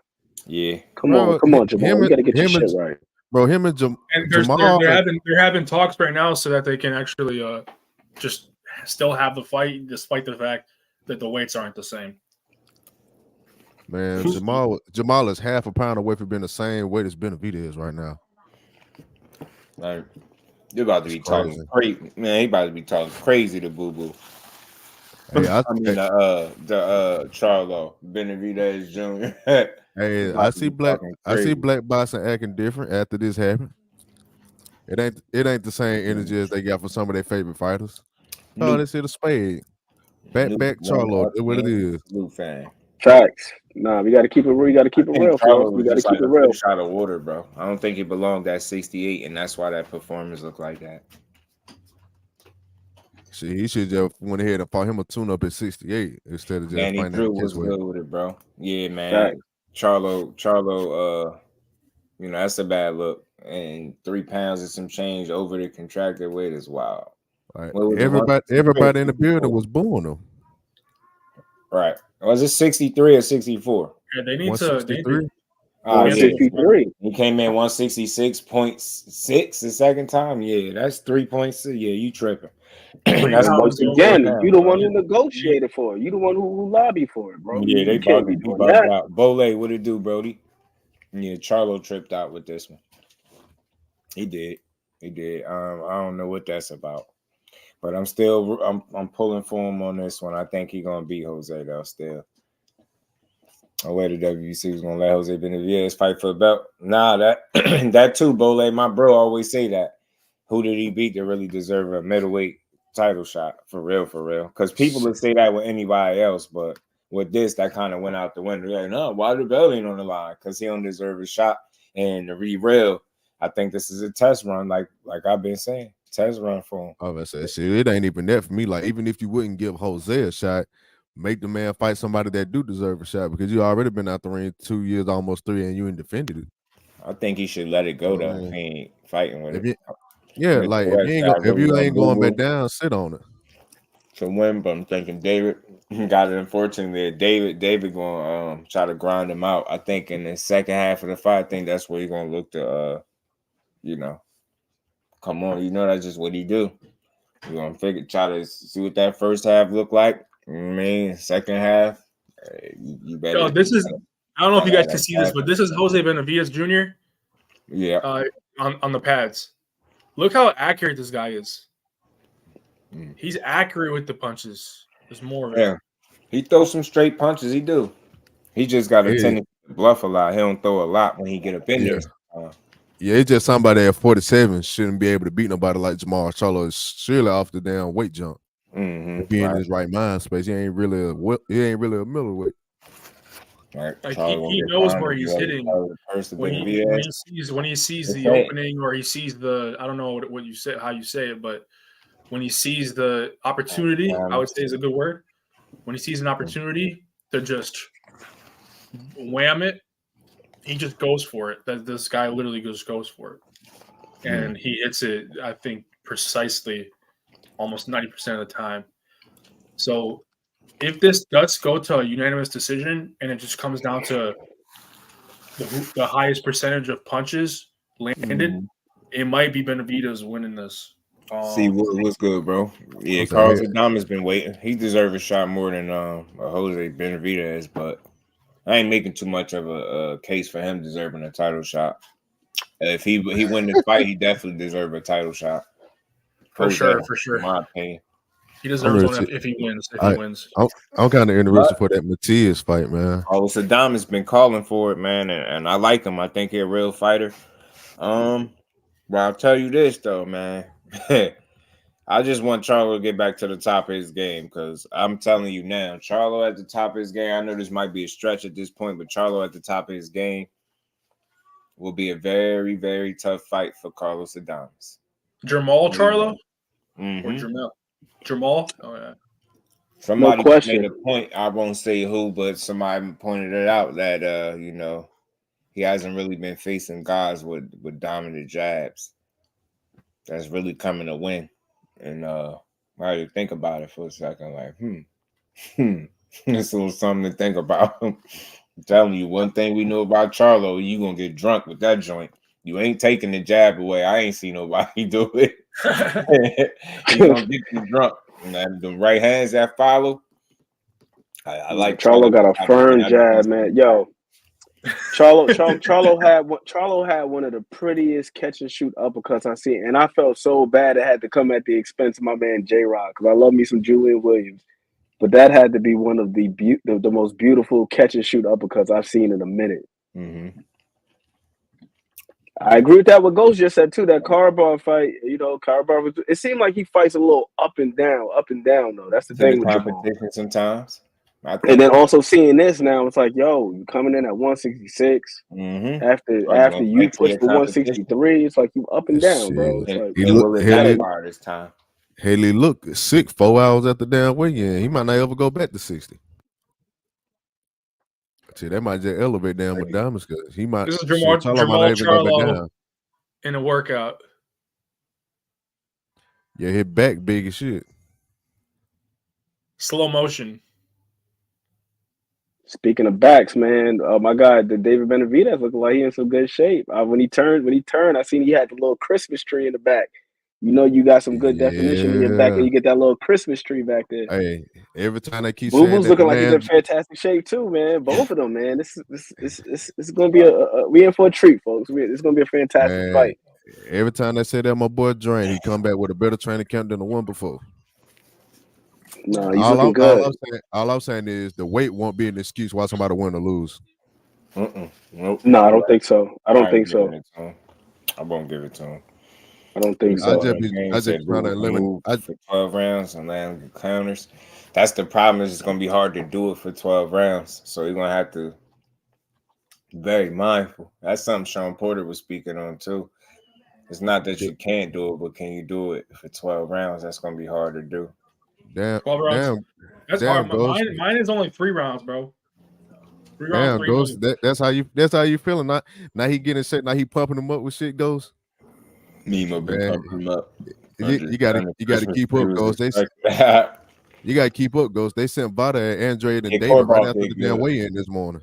Corball did good for sure. They got tested this morning. Ghost be just I would say that ran down on Andrade Benavidez right after the weigh-in, the early morning. Young Davy boy, I like Davy boy, man. Davy boy is a good young kid, man. Just want to get better, just want to win, man. I like it. Ghost be on his helmet too. Can I emphasize something for you, Ghost? Goddamn, Vada is a second part of drug testing company. If a fight is sanctioned by a fucking commission, you get drug tested every fucking fight. Vada is a second-hand part of it. It's not like they're USADA. You get every fight that deals with a bill or a sanction about it, you get drug tested every time, bro. Said he wasn't willing to take Vada ain't the top dog. They're a secondhand company that use USADA rules. Hey, you on Benavidez, huh? Benavidez ripped and ready, man. What y'all talking about, David B, man? Huh? He ain't popped out yet. If you fight for an interim belt, brothers, flex on them. Look at him. Get on him. If you fight for an interim belt or a title, period, USADA is going to test you regardless. What y'all know Each sanction about it is going to test you. No, David's better. David's a better fighter than Jose. I feel. I think he just has a better punching power. I ain't gotta ask Jake Donovan shit. It's in the rule books that, bro, if it's a sanctioned fight, USADA is gonna fucking test you, bro. Yo, the boxing world is weird, yo. Like, bro, all positive tests aren't found by VADA. That lets you know that they ain't the only motherfuckers drug testing. All right. I thought I seen something else. I was about to say, please, I hope nobody ain't going outside like that. One thing I don't care about is who the bigger draw, who the better fighter. Man, I ain't putting that drug cheat shit on nobody until you can prove that shit. Yeah, I get you. I get that. I'm with that. Everything else is rumor and speculation. Yeah, Danny, I don't think he's gonna make weight. Watch this. Watch this. This is David. This is David Benavidez. And y'all all smashed that like button sub to the channel too. But look how hard he's hitting this guy. Boom. Politics trying to get me a copyright, huh? Yeah, you definitely about to. You can't show that. Oh yeah, no, this ain't the casual corner, man. I take all the copyright.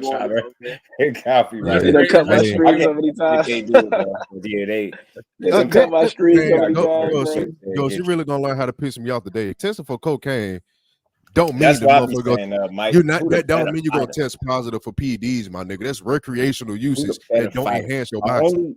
I only indulge in those conversations when I feel like somebody got a lot of false like narratives circled around. I'd be liking to highlight how boxing is doing well, man. Like for real. I'd be liking to highlight how boxing doing well. So I feel like who is the better fighter is always the better question. Because why I hate that question, or I hate that argument, because now you can see a fight as lackluster as what we seen the other Thursday, right? And now the first thing that'll come out somebody's mouth is, that won't get him a such and such fight. BS. Like that don't change the fact that he's still a top fighter. That should get you to fight alone. But we'll talk about, sales and the man. Let's not make the arguments for the suits and the powers that be as to why they shouldn't give us good fights, and we fall for it every time. You notice with a certain group of you see that right there. I told you he was born that's not going to get this in this fight. And then next thing you know, you'll get somebody coming in there like Rolly Romero with 14 fights. You know what I'm saying? Coming off a robbery, victory that he shouldn't have got over Jackson Marie. You get what I'm saying? You'll see him get an opportunity and other guys that's not deserving. So I just hate that argument, man. I feel like top fighters need to fight top fighters always, right? Always fight top fighters. And I think when they demanding our money, that's what we should demand from them. You don't want you get what I'm saying? Either you want our money or you don't, because we want what's worth our money. I feel like tomorrow, that's an example, bro. That's worth our money right there. Let us get that. You know what I mean? Let us get that. And guess what? Guess what's going to happen tomorrow? Going to buy that fight and enjoy it and call it with the good family. You know why? Because I feel like it's worth our money. So again, I practice what I preach. You give us something worth my money, I'm all in. And it should be no reason why they can't give us these fights. I'm past any who doesn't sell this. I'm past it doesn't make business excuse. All that is garbage, man. Tyson Fury fought Francis Ngannou while holding a WBC belt. I ain't trying to hear shit. Errol Spence fought Terrence Crawford after people told me they was scared. He was scared. I don't never want to hear them sell me that a fight. And for what it's worth, I'll go for Manny and Floyd happen. I don't give a damn how long it took. You get what I'm saying? So again, these dudes are healthy, able, willing, and in the same weight classes together, make the fights. I don't want to hear about y'all business shit, because we paying for every, and y'all done screwed us over enough times with our money where that can't even be an excuse no more. Business sense, my ass. Are them two top fighters? Would they make a good fight? Let's see. Who gonna win? I'm tired of hearing the 3 kings or 4. I don't know how many y'all count up to at this point, but I want to see all of those dudes mix it up. And I ain't coming up with no reasons or arguments why these fights shouldn't happen, business sense or not, man. that's just an excuse not to give us no fights. But if they wanted to give us some bullshit, or if they want to pull a guy up 2 weight classes below and call it a damn, who do you think they should fight then? You get what I'm saying? Super middleweight, undisputed fight. They can do it, but then we ask for 2 top guys that's in the same weight class to fight, and somebody gonna say, nah, his performance was bad. Man, get the hell out. His performance was bad. He don't really sell. That's why, bullshit, bro. Because we paying for these fights. Give us what we pay for. I ain't paying for it. That's how I go out. Stream Team 6 just like everybody else. Telling you. Damned if you do, damned if you don't. What we should get, that should be the norm. It's crazy that we had to be excited for this year, but it really should be the norm. But I'm still excited. I ain't gonna lie. I love boxing this year and what they've been giving us. So let's keep it going. I'm not making no excuses why they can't give us fights, bro. It sounds crazy. You got 2 people willing, unless these 2 dudes don't want to fight, then that's something different. But other than that, them excuses got to stop because they make and break the rules of boxing. So there ain't no rules to this, man. Business sense. Find the money. You know what I'm saying? They found the money for Tyson Fury and Francis Ngannou. I don't give a damn who found it. I hate this an excuse, bro. It's an excuse not to give us quality. Top 10 fighter now. Morel, damned if you do, damned if you do, damned if you don't. You know what I'm saying? Everything, bro. Hey, you don't. What's he done with Crawford and whoever else at 154? I want to see everything, bro. They gonna make us pay for it. I want it. I want all the fights that y'all gonna ask for my money. I'm gonna ask for something that's worth my money, and I'm never gonna feel bad about it. You get what I'm saying? What do you want to see? Who do you want to see fight? Who do you want to see fight? Demetrius Andre, he said the GOAT of 168. He said we take it over boxing tomorrow. Blah, blah, blah, blah. I want to hear y'all built-in excuses after this shit. That's gonna be a good fight though tomorrow. I can't wait to see it, bro. I know Benavidez is gonna bring it. That young dude want to be good. He want to be great, should I say? That's why I like his energy, like his attitude. I think Demetrius Andre, if he who I think he is, it's not about the win, lose, or draw. It's a certain way he should approach this fight. You get what I'm saying? If he really one of those guys, it's not that he can't lose, it's how you lose. You better be impressive. I want to see him go for it, is what I'm saying. This is an opportunity that you ain't been, it evaded you for one reason or another in your career. So I just want to see him go out there and be who he typically is, a guy that's confident, that figures it out. He's a smart dude, man. I think they're going to test each other. This is going to be fun to watch, man. It's going to be fun. It's going to be a fun fight. Benavidez look like in real good shape. Weight drained, I'm not buying it. If y'all want to push the other stuff, I'm not into that. Not us up here, but people want to push the other stuff. I'm not into it. I think the dude figured it out, bro. Goes what Benavidez fans? I don't know what you're talking about, my guy. He been on weight 2 camps in a row. I think he's looking sharp, bro. And I think at the same time, Andrade is acclimating pretty well to 68. So it's at the right time, man. 35. Who said 35 is old? Shit, Crawford 36, and ain't nobody 35 is not old at all. You know what I'm saying? I don't know nobody that's calling him washed unless you just hating. Crawford is top notch. His physical capabilities, and he's pretty 35. So I wish y'all a quick. I wish y'all a quick acting like because you ain't picking Android that y'all ass on the damn turf war, man. God damn. I can like both of them, but not pick them to win. Shit. I don't know. I guess I'm enemy number 1 to this fight over with. This one tomorrow? Yep. Tomorrow, yeah, it's gonna be Benavidez that's gonna win. That's my prediction. Hey, I've been taking off for Android so much on Twitter. The goddamn, they think I'm picking him to win. I just refuse to downplay a fighter because if my favorite fighter beat a fighter that I just dogged out, how he gonna get credit for that? you gotta get that shit going in. You know how Ghost be doing, but we love boxing. No, he talking about like people like fans that do be saying that. Yeah, Ghost always doing. Someone do be talking crazy though. Comments. Ed Shakur Stevenson won his fight, and people still saying they were making memes and stuff, making fun of him. I know once some electrolytes. I know what everyone. That's 68.75. Man, we closing in the 3-hour mark. Salute to everybody as we wrap up, man. Y'all give me y'all final predictions on the main event before we slide out, man. Who y'all got? Main event? Who you got, bro? Benavidez winning by unanimous decision. Right. I got you. Thomas Hill been on mute the whole time. He probably sleep back there. Man, always working, always supporting. Salute to my brother Thomas Hill. Flossie, who you got, man? Who you got? Man, you know. I got David, man, winning 7 rounds to 5. Right. Close fight, but he pulled it out about 2 rounds. And this is one of the biggest Benavidez supporters, and you see how realistic he was with his pick. You get what I'm saying? He giving the other guy on the end a lot of respect, but he got faith in his boy, man. That's why that's my guy right there. You already know, even outside of the tube. And who you got? Main event, my bro. Who you got? Oh, and it's no longer with us. And you still there? Nope.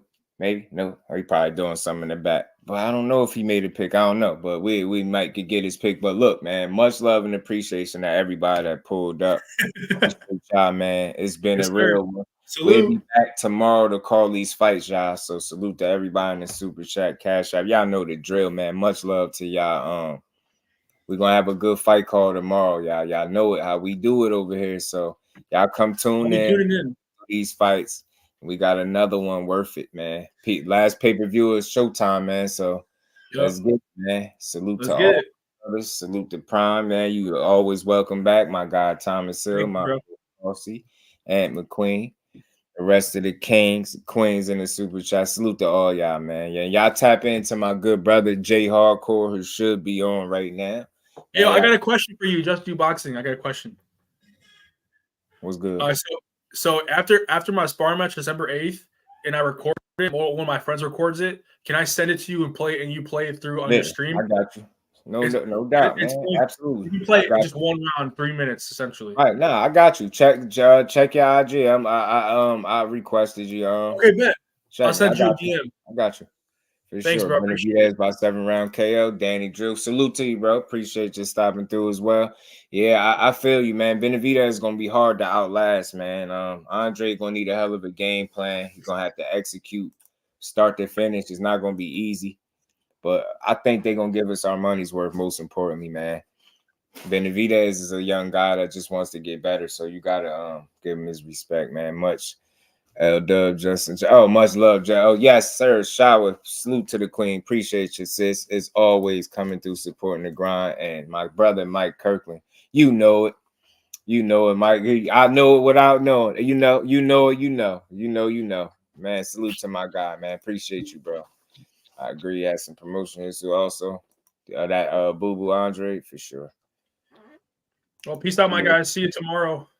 Appreciate you, bro. You already know. Let's go, Boo Boo. Let's go, man. Let's go boxing. We need to win. Boxing will get the win tomorrow, y'all. We gonna win. Best in that sparring match. Yeah, man. Shooting jokes all night. Yeah, man. Do your thing, Prime, man. And you know, when you do it, you just let me know. Send it to me. I got you. Thank you. I'll send you the video of it, and hopefully I do pretty well. Yeah. And everything goes well, and then it'll be salute to my guy. This is what he told me. He said that there isn't any judges, but if there's a KO or a TKO, they'll stop the fight. But I don't think that'll happen. Man, well, if there's anybody getting TKO, it's gonna be that other guy. You know what I'm saying?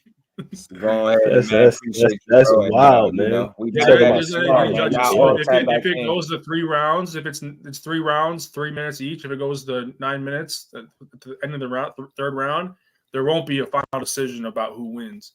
It'll just be it's all good. It's all good. It's all about putting that work, man. It don't matter. We show love, man. We support the grind, man. We love boxing over here, so. Oh, y'all, man. Y'all tap in tomorrow. We're going to call these fights. It's going to be a long one. Should be a good one. And I appreciate all y'all. So with that, we're going to get up out of here, family. Peace to the fan. Peace out.